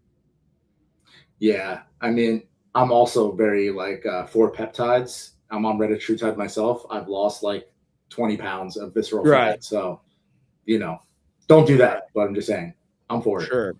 Well, I mean, here's the thing. It's like the most unhealthy thing you can do. They talk about like for a dog, especially like if the dog goes overweight, the dog will die, you know, a year or two sooner. And that's because of something called mTOR. All right. So mTOR is what happens when there is food present in the body that is mammalian target of rapamycin. And that's the growth.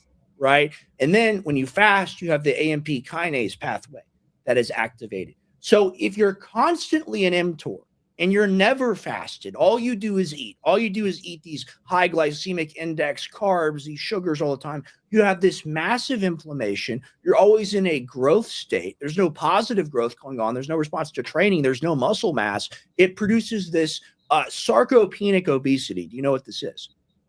No, I've never heard of sarcopenia. It's where they have like the tiny, skinny little arms and legs, and they have the giant belly. Oh, like a Biafra, like an African baby that has like that. Yeah, exactly. Pops out. Okay, that's sarcopenic obesity, and that's the phenotype that's caused by the drug use, the pharmaceutical drugs, and by the diet they'll tell you to use at the doctor. That's what they want everyone to result in. They'll go, oh no, don't take a peptide. Oh no, don't work out as much. Don't do that. No. We can give you insulin. You don't have to not become diabetic anymore. Did you know you can reverse type 2 diabetes?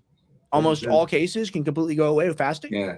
People don't know that. They go, oh, well, it's cheaper and it's easier to put you on insulin, even though it shortens your life by 10 to 15 years. Yeah. It's that whole entire thing too, with like grains, right? They say like Lucky Charms is better for you than a ribeye. Right.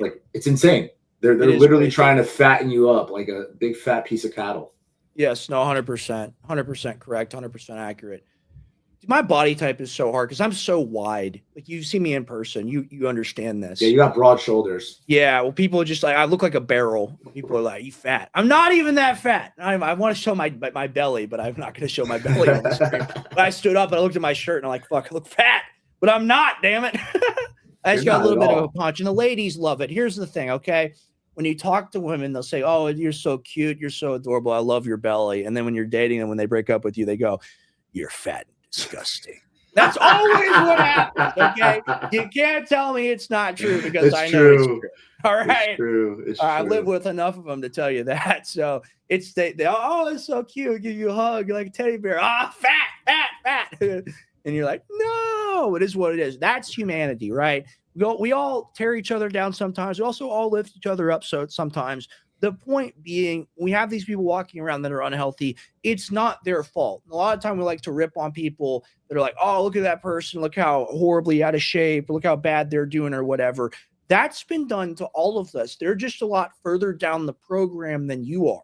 So when you look at them and when you laugh at the situation, you're really just laughing at yourself. Because instead of helping that person, being a positive example to that person, being kind to that person, like you'll see these videos of people in the gym and they'll be like making fun of a fat person that's there trying to get in shape. Yeah, it's like, how dare you? Yeah. Like that person is literally has like a 300-pound suit on that they have to escape. It's going to take them like 2 years to escape from this giant, like you ever seen the thing where it's like the guy's body trying to get out inside the fat person? Yeah. Literally, dude, like, and those people that beat that shit are fucking heroes in the same way that you're a hero for beating the opiate thing. It's the same exact thing. Like it's getting off the hamster wheel and saying no more of this. But you have people in our system today, Anthony, that'll go, okay, I drink a 2-liter. I drink a 2-liter every day. I eat 3 cheese pizzas every day. I do these things every day. And you're like, well, who told you that was okay to do? Well, my doctor says I can take insulin.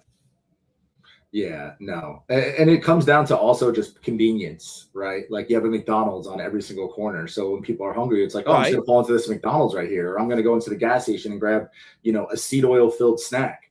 Like, yes. Don't waste your money on buying these things. Today. The diet starts today. Oh, diet starts today. Hold me accountable. All right. Diet starts today. Yeah. Well, we'll give you some tallow so you can make the thing is, honestly, it's been Tony Soprano maxing. Like, and that's the problem I've been having. It's like, honestly, like, my confidence right now, like women are being very nice to me, and I'm very much enjoying it. I just don't care. I'm working, but I have to lead by example. I have to get in better shape. We all have to get in better shape. That's a part of the info war too. Is like you have to be a competent person that's able to do work and is able to help in a bad scenario. It's very important.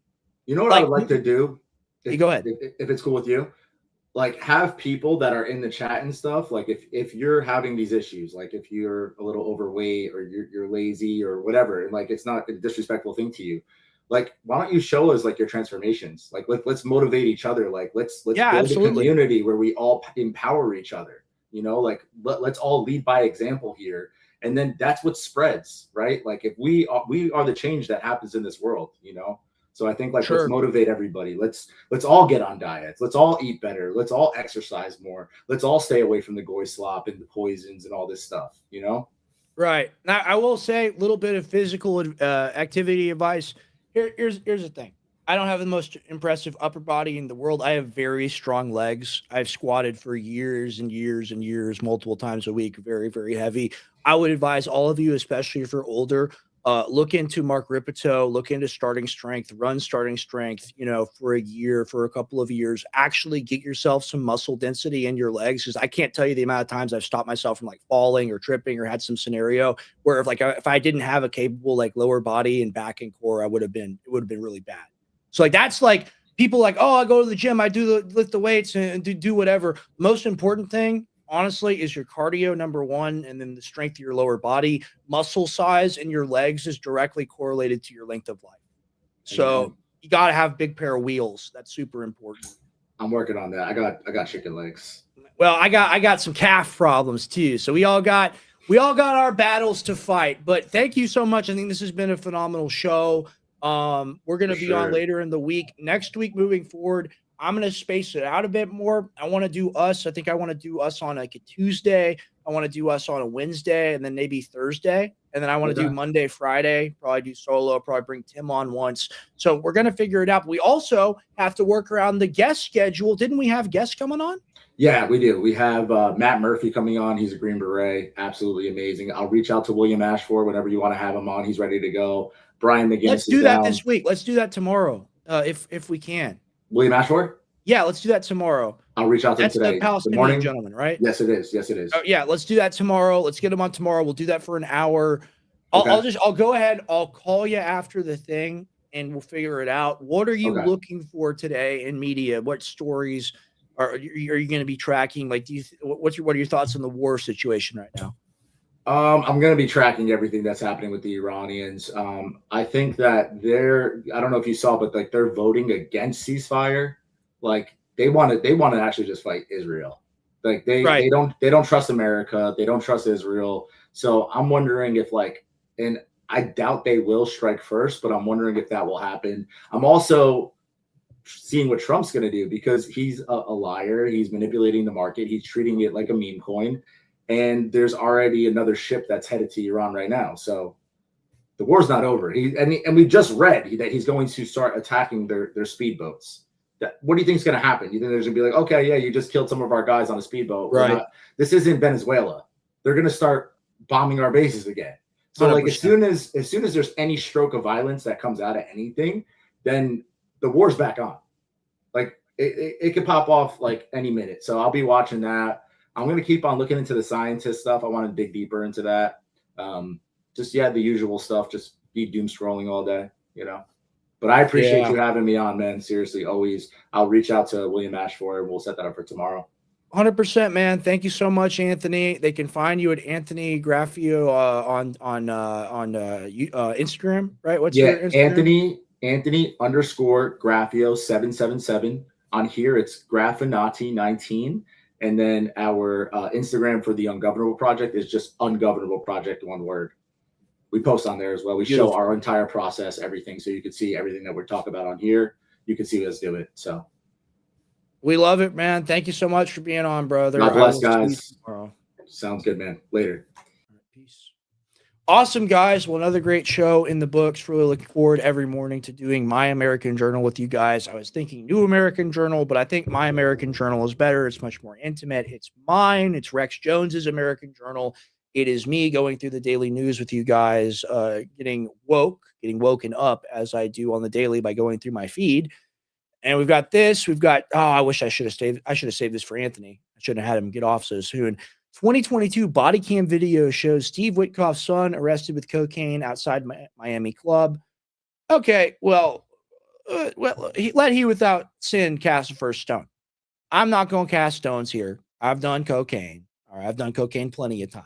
Not a good thing. I'm sober now. Many years sober after that. I'll never do it again. Destroyed my nose. Completely regret it.